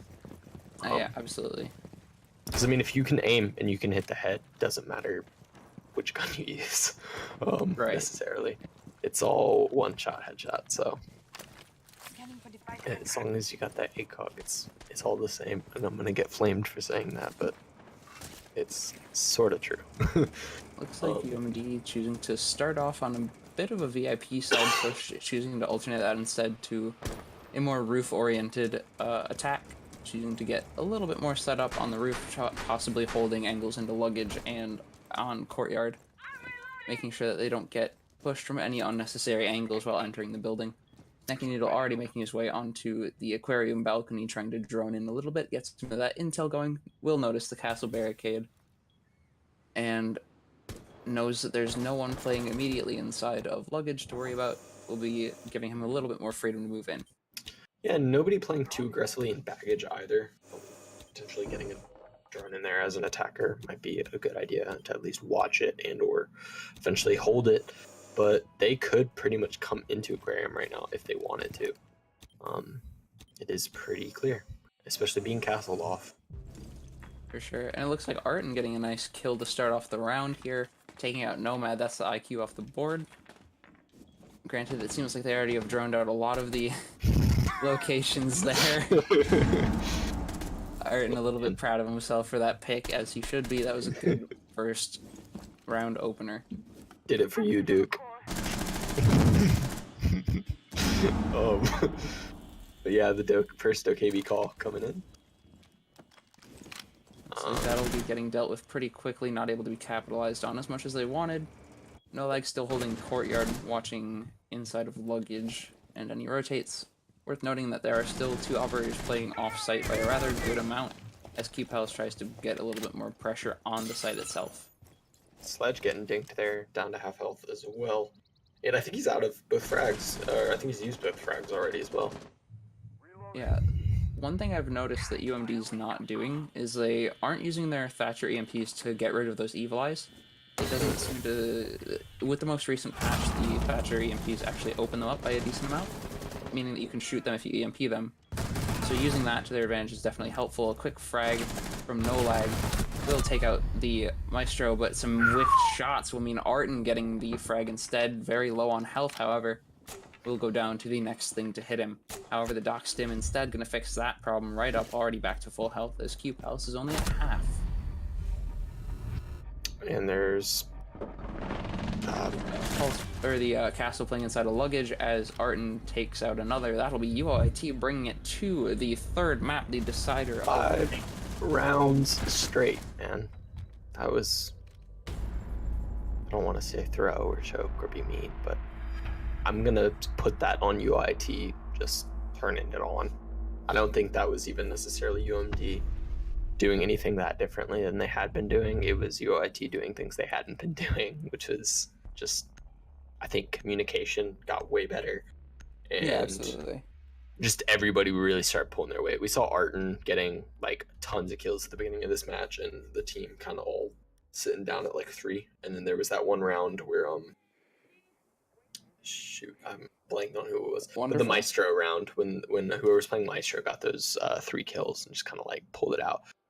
Everybody just really started pulling their weight kill wise, and it ended up being a pretty even distribution on UIT, and there they go. They just like they won those rounds.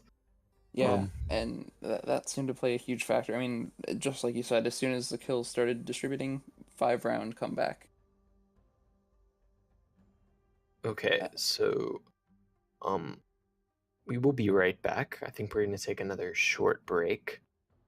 yeah, Um give the teams a little but bit of time to strat out for their last map. We'll be moving to Bank. UMD will be picking the side, and it looks like they have decided to play defense on Bank first. Definitely known for its defense favoredness. So it will yeah, be a pretty solid pick there. yeah, and we'll see you all then. Cool.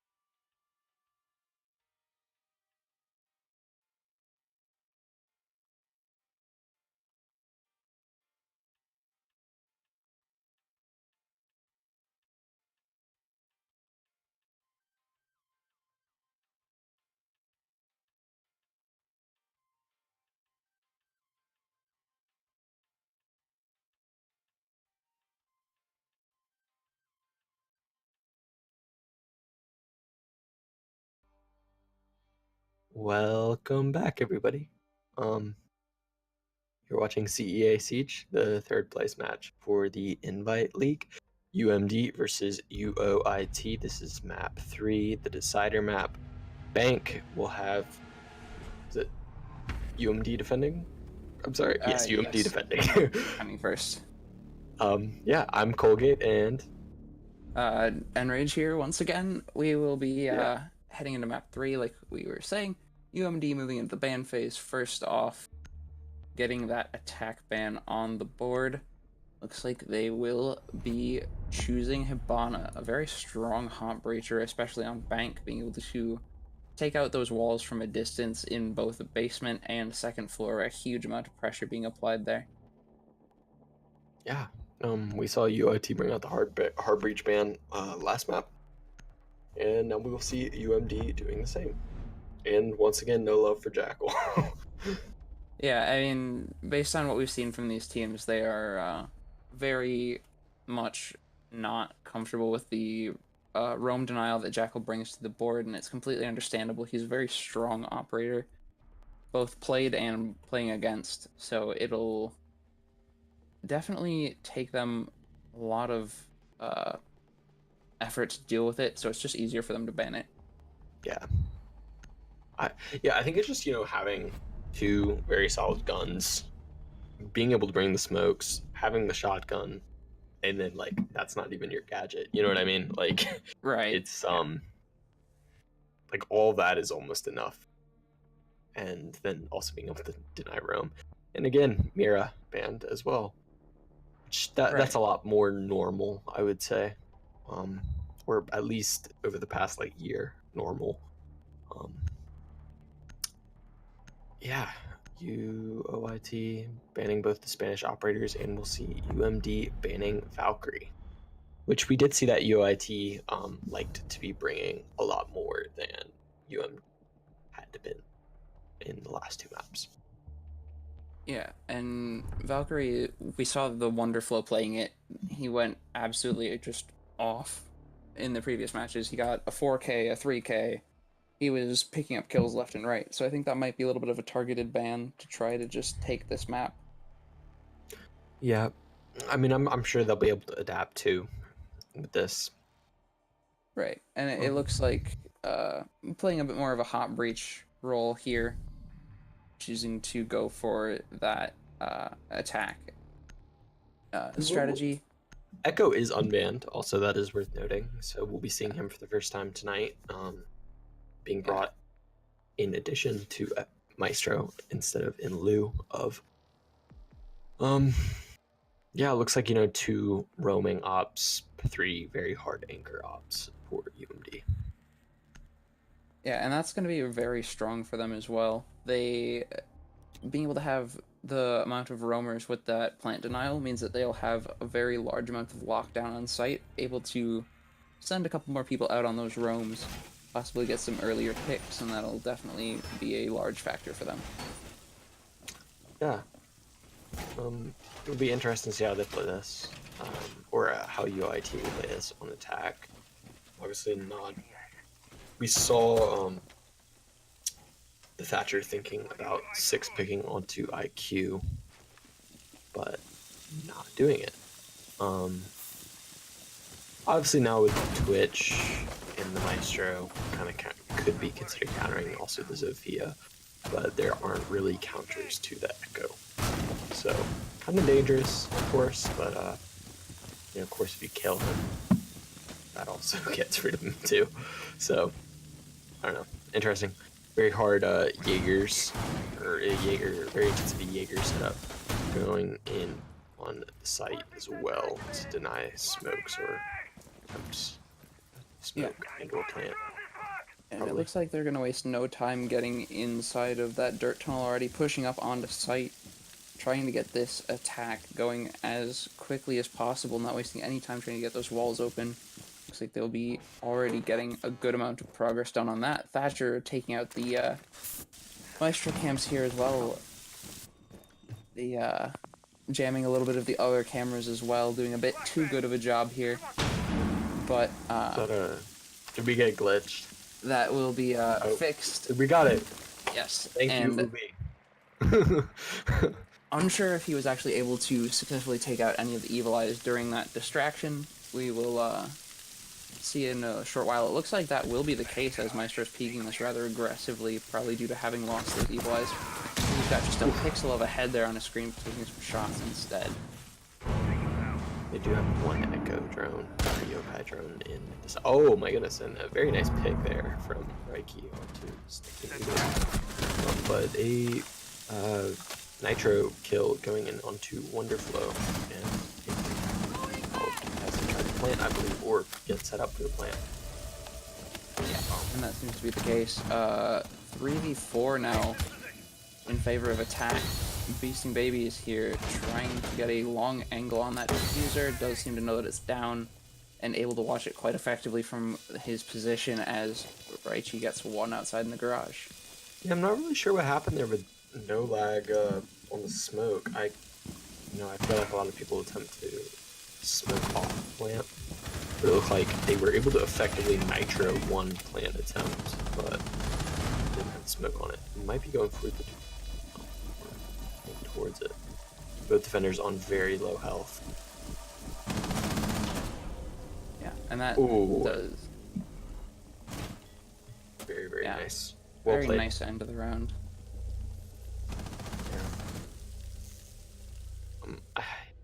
Yeah, I think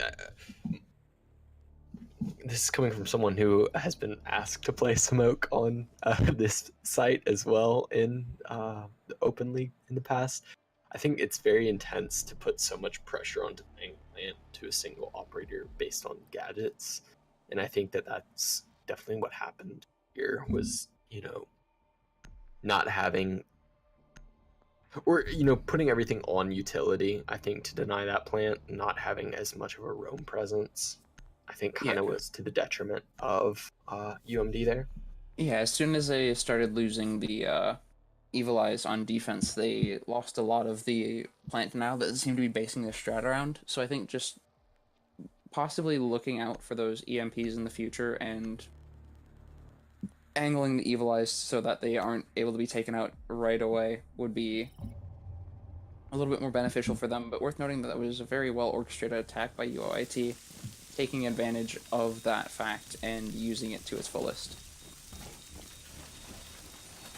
Yeah. So UMD going to be going for a very similar setup here, choosing to bring the almost identical operators, opting for, actually yes, identical operators on both sides. So that will be pretty much a repeat as far as op picks go. Hopefully UMD will have improved on some of the changes since the last round. Yeah. I think I'd like to see the roam maybe be a bit deeper as opposed to like going for the picks with the roam. I think I'd like to maybe see that's a big thing. I think these teams have been pretty effective on clearing roam for the most part. Absolutely, yeah.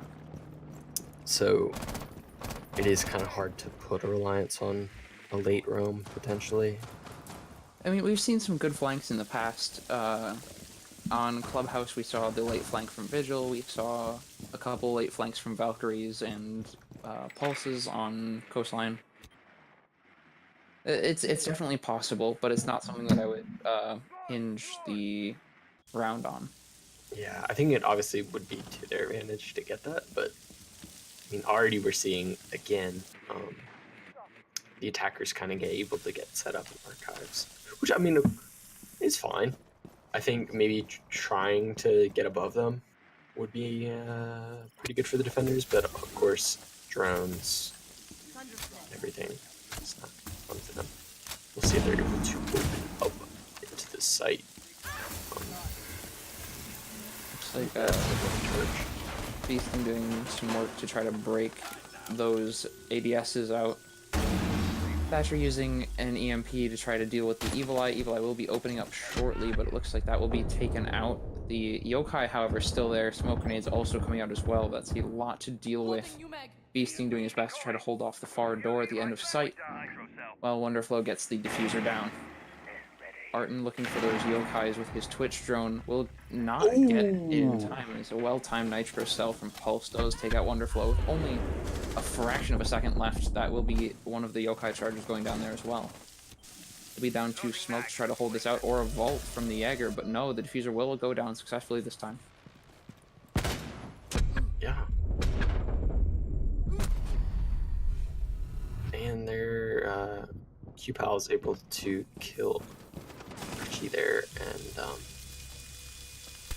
down to 3v3. About half. What was that? Nice Half angle. Yeah. Ooh. Being able to take out one is aware that the hatch is a possibility. Some shots coming out from Arton, able to do a little bit of damage, but not able to secure a kill. Maestro able to pick up one Q-Pals there, but a refrag and a second, actually, from UOIT able to secure the round in their favor. Now, if you're in the situation, very well played by UOIT. If you're in the situation as UMD, what side would you go to? Or would you keep trying to play defense, or? Well, I think that they nearly had that round. Yeah. I only saw, I think, 2 smoke grenades be tossed. One of them might have gotten destroyed, which would just be unfortunate. But I think if they definitely used the yokais effectively, and they use the one problem that they had is that they're losing their evil eyes every round, very close to the start, which means that they lose a lot of plant denial. The far evil eye was taken out immediately by Zofia because they were able to burn the ADSs so quickly. Yeah. And I think just placing those ADSs a little bit further into sight, where they won't be able to be taken out by Thatcher right against the wall, might do them a little bit more good. Yeah. I think, yeah, one thing I didn't necessarily notice or wasn't able to pick up on is the defensive utility to deny that plant. I couldn't tell if the Maestro Cam or the Echo or the yokai that were in sight got taken out. I know that one yokai charge was able to go out, but... Right. I believe one of the yokais got EMP'd. I didn't see what happened to the other. Yeah. And there was the Maestro towards the back of the site as well, which I don't think a Thatcher grenade hit, or at least the 2 that I saw, but... I don't know. Maybe bringing more nitros would have been better, but... Well, it looks like they're going to try to switch up the strategy and head to the second floor. They do have some impact tricking holes already made. They will be trying to hold. Looks like that will be Kanto hold that they're setting up with the yokai there, trying to get some intel, possibly out towards parking garage side almost. One thing they do have to be wary of here, however, is the vault out coming from the jewelry front side, and it looks like they're already aware of the spawn peaks from there. Doc playing with the ACOG already looking for some long angles. Does seem to be aware that their Glaz will be playing at that angle, and they do have a ping alerting them to someone playing inside of CEO office. Ooh! Very close to landing those shots there. But he himself is actually ends up being taken out. Very nice shot from Q-Pals. They're able to take out that fight against the Glaz 1v1. That's not a common thing. Ooh, the flank from Q-Pals moving back into sight, able to get a nice angle on Wonderflow. That'll be the Thermite off the board. No hot breach now. It's been... That's right. Playing... Yeah. I was kind of being allowed to play these angles. He's getting a nice job of staying where he's comfortable, and he's doing a good job of holding those as well. Looks like they seem to be still focusing on those windows quite a decent amount. The 2 of the remaining 3 attackers from UOIT are making their way towards janitorial closet, trying to do their best to get in undetected. Looks like they haven't been seen just yet, but the yokai inside of 90 might change that. Sophia will be entering in stock, hopping back out just to help out her teammates, trying to possibly use that lifeline to make a rotate in to CEO office. Thatcher with a breach charge, making a little bit of noise, a bit of a distraction. Will be holding that angle now, trying to get some picks. Yeah. Ooh, Aren't able to take out already Ooh. Nomad, while another one dropping to the Thatcher of one, but Snacky Noodle able to get the refrag. It is a 2v2 now. QPals still has the Doc ACOG there available. Twitch has her Claymore available there as well. Shots from the pistol Wow. coming out. Attacker's actually able to win the round. Yeah, very impressive from UOIT there. They've won 8 rounds in a row. Yeah, That's, definitely an impressive show. In going from only taking 2 rounds on the first map to this, Yeah, I think it's they're impressive. yeah, they're kicking it into a 6th gear and really just going full speed ahead. And it seems like there's very little right now that's actually able to hold them back or stop them at all. Yeah, I mean, Had a little bit of a QPals up hiccup there. in the middle of the round. QPals has 6 kills, but I don't know. The rest of the team kind of lagging behind with that, and obviously can't just win with kills, contrary to popular belief. But, Yeah, and I mean, the Doc play is definitely contributing to that. Being able to stem up after a firefight gives you a lot more longevity in the round. yeah, But worth noting as well that also playing with that ACOG gives you a little bit more advantage than, say, Jaeger playing at those closer angles. Granted, the roam game we've seen so far has been shut down quite effectively by UOIT. yeah. And here we are, and in the 4th round, and it will be going Colors Archives. Worth noting here as well. Sorry. That was awesome. Worth noting that UOIT's actually won 3 rounds on attacking side, which very impressive as well when noted that Bank is a very defender-sided map from a lot of past seasons as well as a lot of past plays in this league as well. So Yeah. seeing them be able to attack this so effectively means that if they can do the same on defense, they could have a possible sweep on this map. Looks like QPal staying up going for the run out. Very aggressive here, able to get some shots off, but no damage actually connecting. Yeah, and I mean, that's what you gotta see from a side, you know, when you've lost 3 rounds in a row like this, is the willingness to try something new and kind of bold like that. And easily, I mean, on this site, it is pretty easy to get back to the sites from that run out. So, may as well do it. Just a quick mosey on through the main lobby, and you're already back on site. Definitely makes it a little bit more favorable. Yeah. And you can, I mean, that also is nice because it gives you a general idea of the spawns that the opposing team is running, potentially. Yeah. Anyways, Arton moving into site with his Twitch drone. Doing a nice job of taking out some of the Legion traps already. That'll mean that they can get a much faster push onto site later in the round. Beasting Baby is realizing that the transfer wall between Archives and Open Area is actually reinforced. Won't be able to take that out quite yet. Yeah. He will call on the help of Wonderflow, who's making their way over the top of the building to try to help them push Open Area, possibly get the default wall open inside of Tellers. But no, QPal's in the meantime picking up 2 headshots, taking out Arton and Beasting Babies. That'll be Zofia and Twitch off the board, 2 of the strongest weapons on their team. This round looking a lot better for UMD already. Yeah. And QPal's on the dock, able to stim up from below as well.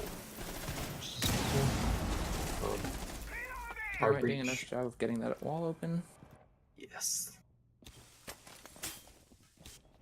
We're able to kind of come and play from Open Area. Ooh. Thatcher getting brought down to pretty low health, and Glaz getting dinked as well. Right, he will be trying to make his way towards the front of the thing. That highlighter scope giving him just the tip he needs to figure out where Doc is, but not actually going to win the firefight. Does go down to QPal's. Taildab getting a nice refrag onto Nomad in the meantime, while Wonderflow gets some shots off towards the Doc as well. Looks like Thatcher is aware of the Yokai, able to take it out quickly as well. Snacky Noodle playing on just the other side of the wall, but not moving, so that sound cue will not be present. Flamin' Clayman sending his last Yokai back to site in case they need to work on some plant defuse, but no.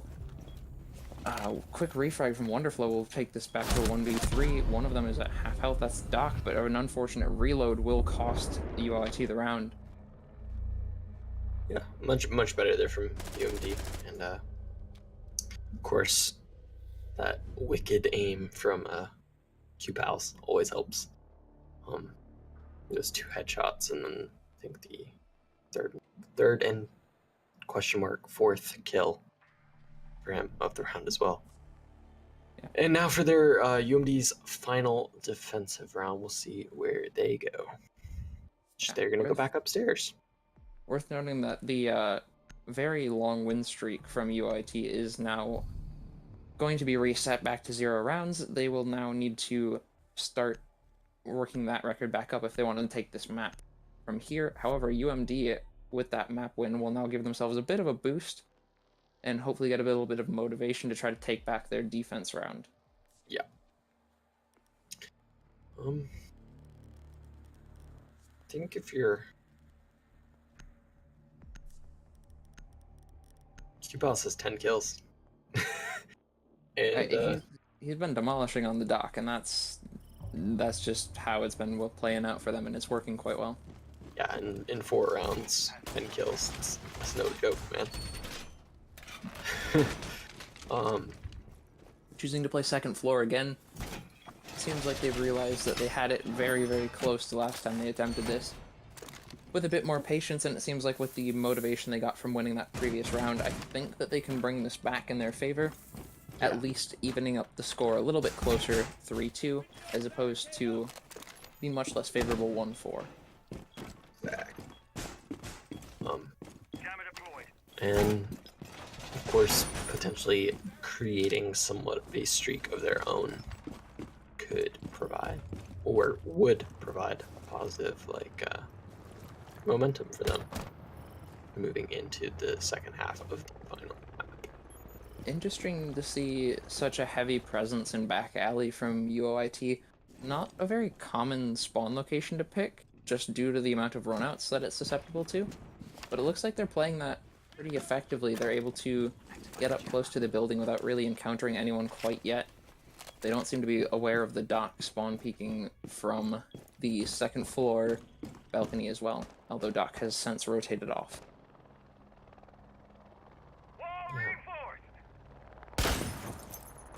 Ooh, I know a little slower. I think they're just trying to some foot shots going down. That'll be a lot of health off of QPals. He will need to use a stim if he wants to get some of that health back. Looks like that's exactly what's going to happen. Raichi also playing the Glaz outside, repelled on the front door, will be possibly getting some shots through the site into the meeting room, possibly getting some picks there as well. Yeah. A minute and 10 seconds gone into the round. And it seems like UIT is starting to move in via stock trading and Skylight. And it does look like the Thermite will be able to breach into the office from Skylight. Seems like that's that Thermite charge just went off. They are now very focused on that. Flame and Claim getting taken out pretty early here by the Zofia. That will be a little bit of utility off the board, possibly a Nitro Cell, but not too much lost. Smoke Grenade from Raichi will be blocking up a couple rotations that will force QPals to play a little bit more passively at the back, and Raichi actually mentioned to get a kill out of that would definitely be helpful for them as well. Yeah. Raichi does seem to know that his smoke cover has dissipated now. Going to be playing the long angle onto Banana, watching for anyone rotating, and that will be the Castle. Although Castle is now down, Diffuser is being planted by Wonderflow as Zofia picks up another kill for herself, leaving just 2 defenders left.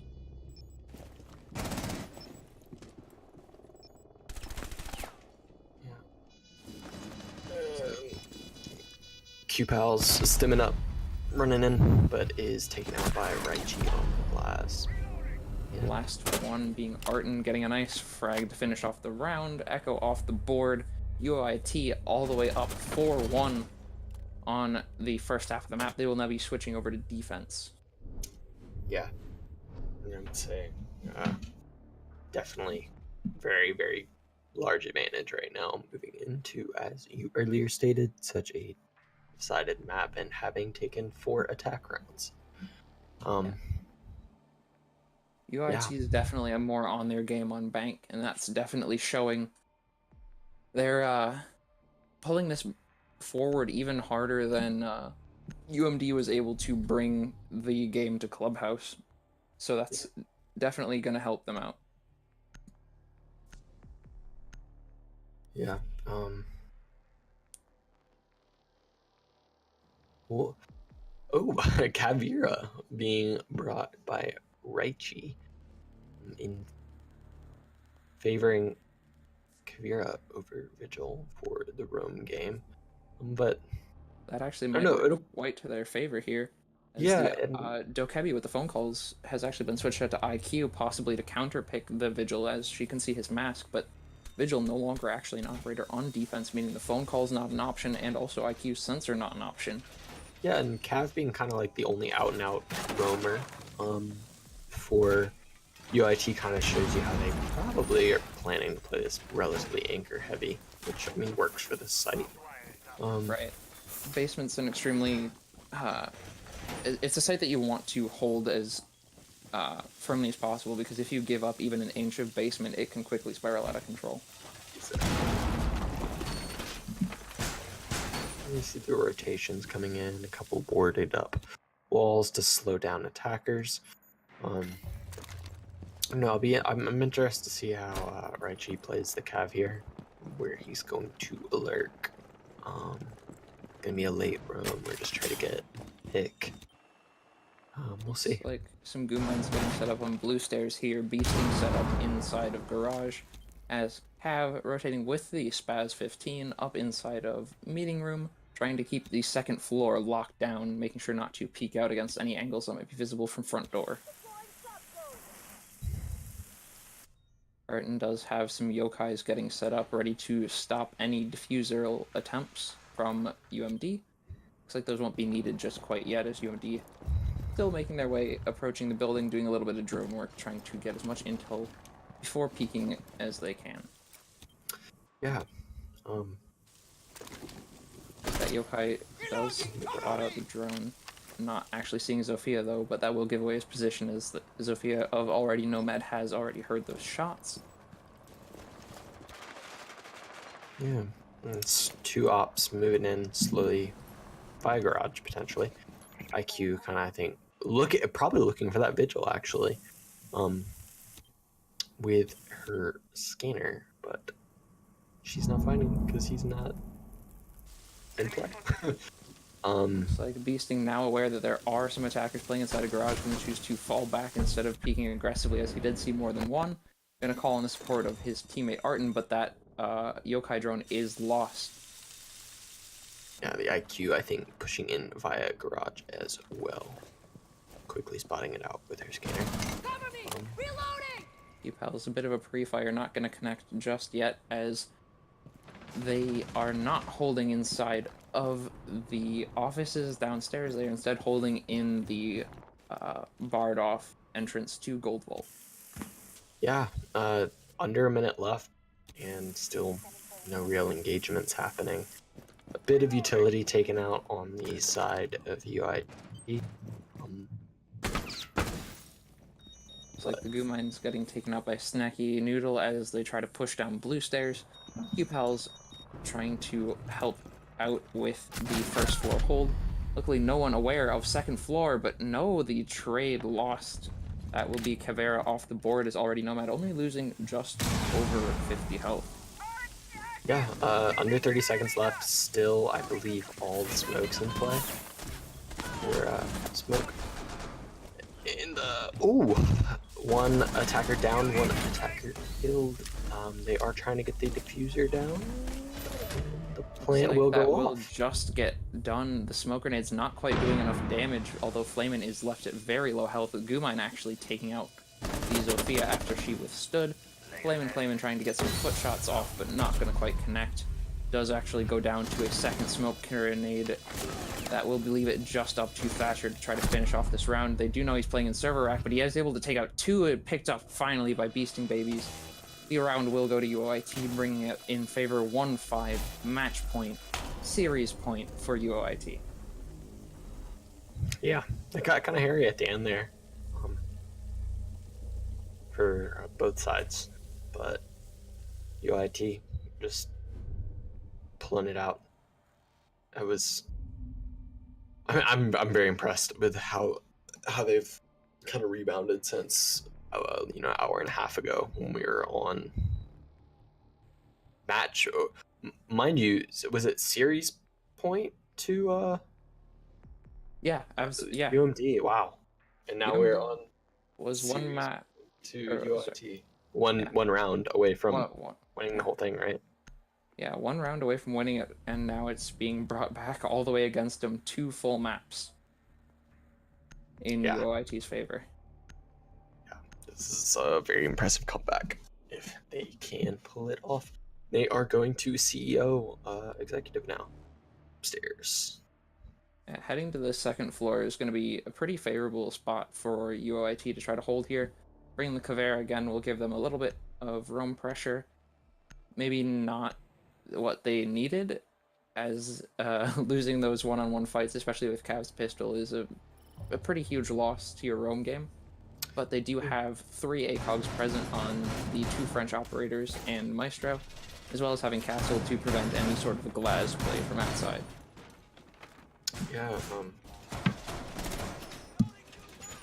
don't know. I think this is UIT's match to lose at this point. Looks like Keldev doing a lot of setup work inside of banana windows, making sure that those are castled off and reinforced properly, not allowing for any sightlines to be held from a distance.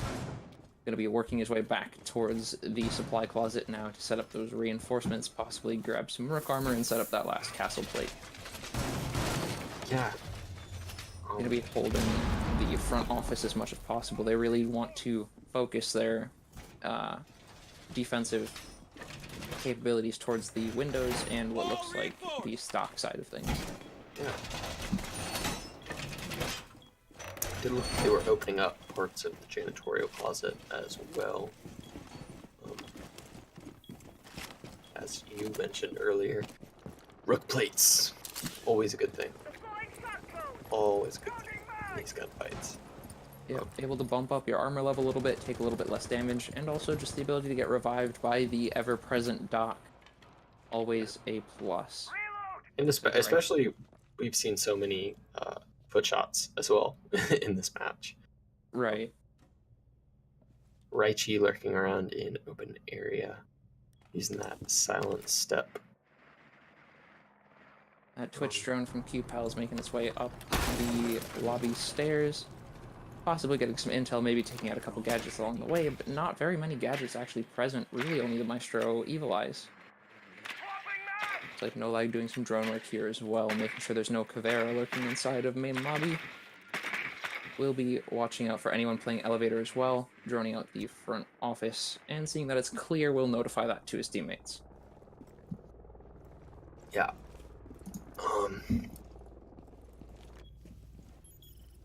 We're halfway into the round now. Doesn't seem like they're putting too much pressure on the outside windows, the attackers. And kind of, that is definitely to their detriment, I would say. It's giving the defenders a lot of room to move around in sight and letting them play the angles they want. Yeah, for sure. And it looks like Cav playing a little bit of a interesting spot here under the hatch instead of over it. Gonna be dropping down to basement, trying to get a flank up blue stairs. Actually heading to main instead. Working their way to sort of pinch off the Twitch at the top of main stairs, but no, not actually needing the help. Maestro of Wonderflow will be able to take out that shot instead. That'll be QPALs off the board as 2 actually drop, 1 to No Lag, but he gets refragged by the Caveira, going for the interrogate of all things. Oh my goodness. Wonderful, or Flame and Clayman on the Thermite will be very low health as Raichi able to get another down through the wall, does know about the location of one more, sees the last one, but able to go down through the wall. It'll leave it just up to Maestro to pick up the last kill here. He only has to pick up 1. He does know that the other 2 are down, but is making a lot of noise with his armor. Able to pick up 1 through the wall, but does get refragged by the Zofia. That round will go to UMD. Once again, match point UOIT. Yeah, and I mean, at this point, they still can come back to CEO, and they can go to archives as well. Both very defensible sites. If you're in their shoes, what do you do? Do you change it up, or do you try the same thing again? I think with the option of going back to executive, I think based on just how close that round was, I think they'll probably decide to go back there. It seems like that is the case.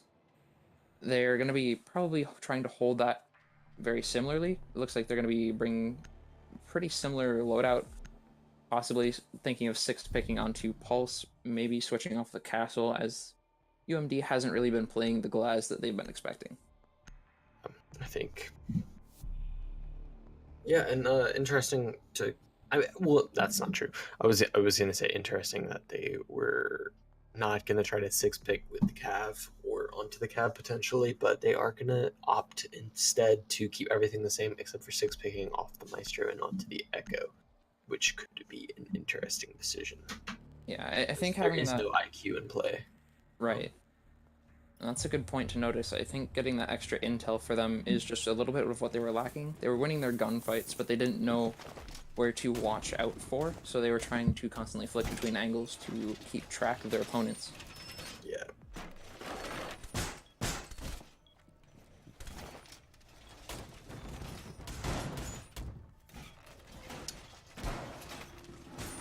Yeah. No, there's not too much I would do differently as a defender here. I think so much that was so close. Yeah, I absolutely. do think a little change like the Echo or the Maestro onto the Echo goes a long way. Yeah, it's the small changes that might just give them the slightest difference that they need to win that round. And I think that's just what UOIT is looking for here, is just little changes that aren't going to affect their playstyle, but just possibly give them the edge that they need to take this final round.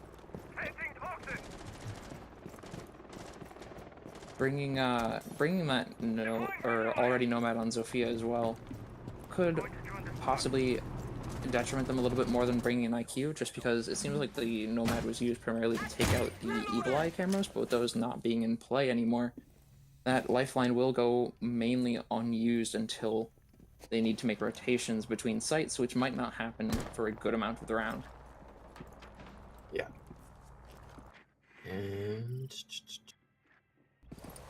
And I couldn't tell if the drone spotted out the castle sitting behind CEO desk, but it is still in a very active spot for the attackers who gain that sweet information. No Lag making his way with Nomad, trying to get their way inside of the small office in lobby, trying to get a little bit of a foothold inside the building for their team, giving the all clear so that they can start to make their push towards site.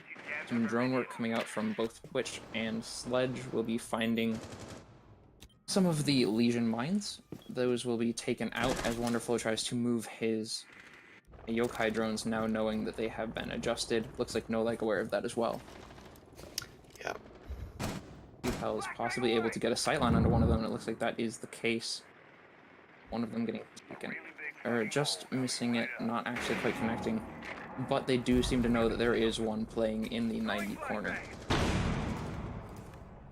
Thermite looks like possibly able to open up that wall. Arton throwing some goo mines that are protected in the meantime as Keldev watches it, but Snacky Noodle able to take out Wonderflow right away. That's the Echo off the board, not an operator you want to lose. Not at all. Shots coming out, however, from Keldev able to pick up one. Upels takes up another refrag already, but no, a third refrag here coming out. That is No Lag. It'll be up to No Lag, Zofia, and Twitch to try to take this round for their team. Keldev and Arton, however, on UIT's side. Looks like Keldev unaware that there is one playing inside of small hallway, able to get some shots off, not quite connecting, putting some more through the connector, but instead one going down to No Lag. It'll be just down to Keldev getting some shots through the wall here and going down. That'll be another round for UMD. Yeah, and 5-3 now towards UIT, and it is. I'm not going to say it's worth noting. UIT can go back to basement now. They can play any site they want. So we might see them. Yep, we're gonna see them go to basement, which they had won in their first round, and we'll see. We'll see if UMD is able to keep up their momentum and take this site and keep Every their round. hopes alive. Yeah, every round here inching a little bit closer to overtime map 3. That would be quite the spectacle to see here. But with UOIT heading to one of the strongest sites on the map, they do have a very decent chance here, bringing the Pulse to be played inside of Gold will give them a lot of intel as to whether or not they're pushing server rack.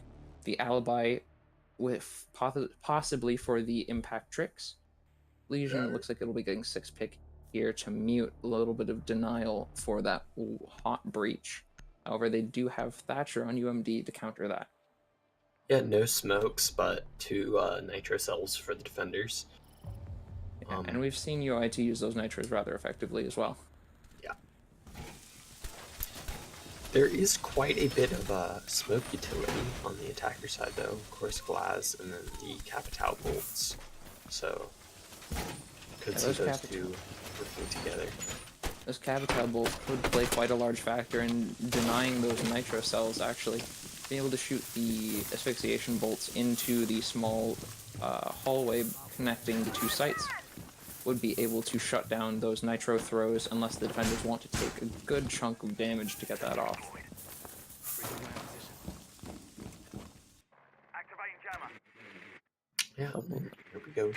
I think that mute did get spotted by the attackers, so they are aware of 6. And that info not doing them too much good. Chances are with the Thatcher on the board, they won't have too much of a hard time dealing with that. Raichi playing upstairs, however, I don't think they got droned out. We'll be waiting for anyone who tries to come in from stock or the second floor courtyard. Yeah.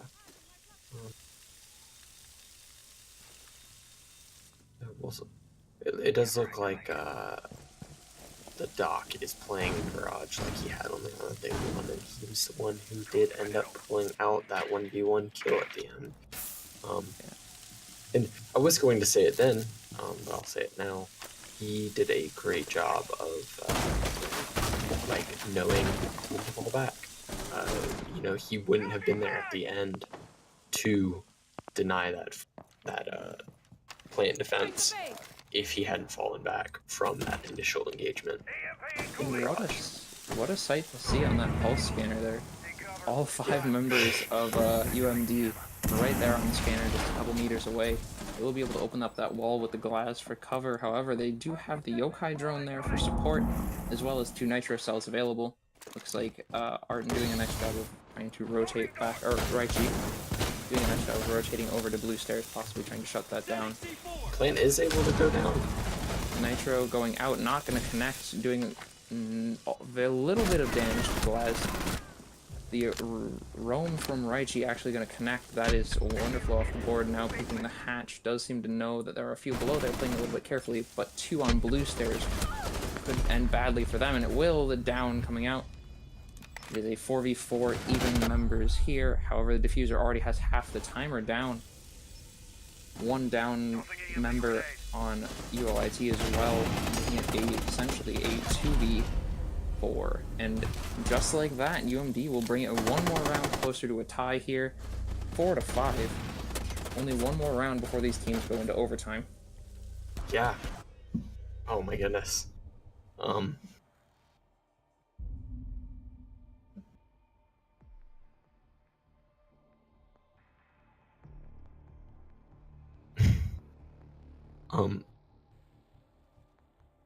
Yeah, that was crazy. I mean, okay. Yeah, this map is going off the rails about as fast as physically possible. Yeah. Looks like pretty similar setups from both teams. However, Wonderflow choosing to bring the Ella this time around. Yeah, might do the strat of playing on blue stairs potentially. Yeah, the double Grismots on those blue stairs can be quite a difference maker, especially if played properly. As well, the double ACOGs once, or triple ACOG once again coming out, actually switching to the Bandit instead. Electrified walls, so once again, no match for the Thatcher. Very hard to trick as well due to the angle. But I guess we'll see how that plays out for them. Yeah.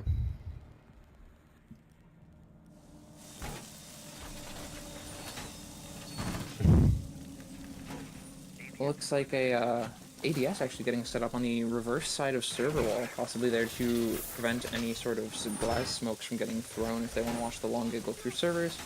Kaldav looking to play a little bit more conservatively this round, as he did get picked off rather early last round, losing that plant denial. Yeah. This is a very important round. I would say every round is important, but Yeah, but this one especially so. It's the difference between winning the map and going to overtime, especially on map point of match point. It's a rather big event. yeah. We'll see if either team can keep a level head and see this through. And that is the big question here, as that will determine the fate of how this entire series plays out. A big deal here for both of these teams, choosing to see who will take third place, who will take fourth place, playing for their honor and also for ranking. Yeah. Beasting Babies keeping a very similar hold to what he had been doing the previous two defenses in Garage. But it does look like it will be an archive push from Tires. Raichi pushing on to lobby, kind of lurking around, maybe trying to catch one of these attackers unawares. Looks like Arton playing upstairs on the second floor as well. That Bandit MP7 just meters away from one of the UMD members. Seems to have heard them, but not willing to push out that aggressively just yet. Almost all of the members on blue stairs for UMD. Raichi and Arton in a very good spot to flank on this attack. Yeah. Wonderflow sitting inside just as well. Down below inside of server looking for a good angle to pick, and they do get that angle headshot coming out. That is the Capita off the board, and a huge amount of utility lost there as well. Drone shots coming out, but a refrag will take out the Ella. That's one more down. That is the Jaeger off the board. Yeah. Unsure how this round could really go either way at this point. Nitro Cell coming out, gonna be thrown through the hatch. Looks like it's gonna just not connect. The plant going down from Thermite gonna be pulled off. So once again attempting for it. Bandit going for the very aggressive vault down onto the hatch, is peeking it rather wide, but is going for the angle. Some shots going out, actually connecting. The Thermite does drop the diffuser. That'll be a good amount of time. 45 seconds left on the clock in this round. Does note there are two on blue stairs. Yeah, I think that that UMD didn't necessarily think there were two people doing that late roam, and I think exercising the restraint, Arton there was really able to pull something out. See if he can continue this. Arton's doing a great job of not peeking these angles unless he absolutely needs to. Looks like the sound of that diffuser does pull Keldav away. Not able to shut it down, but getting pulled off at the last second. Looks like the Yokai actually making them drop that diffuser. Very well timed there. Diffuser once again going down, is down to just Thatcher trying to get that plant down. But no, stopped by the Yokai. The timer is eliminated. UOIT actually able to pull this back. 2-1 in the series. What do you think of that, Colgate? Man. I'm gonna say I wish they had done that a couple rounds ago. Just because I'm getting really sleepy. But I think that was deserved. UOIT, Arton. I mean, Beasting Babies, yeah. MVP there. And gosh, look at that distribution. Like, that's beautiful. Yeah, like, honestly, both teams had very, very solid distribution. Kill distribution, just point distribution in general. But yeah, I don't know, I mean, they brought that both back. teams, either team could have won that. Absolutely, yeah. And but I mean, the amount that the UIT brought it back, they brought it back how many? 7 rounds on Coastline, another 6 on Bank. That's 13 rounds that they had to win. They only gave up, I think, 4 in the process. That's an incredible comeback. Yeah. I mean, What it was that's almost a 4.0 win-loss ratio on the last 2 maps. yeah, they did a fantastic job. And I don't know. Yeah. Big ups to them. Big ups to Yeah. both teams. Incredibly well played by these 2 teams tonight. I think that actually finalizes the standings for our invite league, so that will be announced shortly on the Discord servers, I believe within the following few days, as well as the conclusion of the Open League as well. So make sure to stay tuned for that announcement. As well, the Summer League just around the corner, a few weeks out. So make sure to stay tuned for that. We will be broadcasting that here. We'll have some new players, some players that maybe didn't get as much recognition, so they'll be getting the limelight for a little bit, as well as noticing that we have some special rule sets coming out and some other cool things to stay tuned for. So make sure to keep up to date with our Discord, follow us on Twitter, all of that, and of course tune in for more Twitch streams. Yeah, and I think there will be 2 more games on Saturday for the Open League, both the 3rd place match and the finals for Open. And those are very, very important matches because obviously one decides the league, and then the other, I think, will decide promotion actually to Invite League. Yes, it'll be the determining factor for the 3 teams moving into Invite for next season. Yeah, and so those times aren't 100% set yet, so just follow CEA on Twitter, or if you're in the Discord, just pay attention to that. But anyways, I've been Colgate. I've been Enrage. And yeah, thanks so much for watching. Love y'all.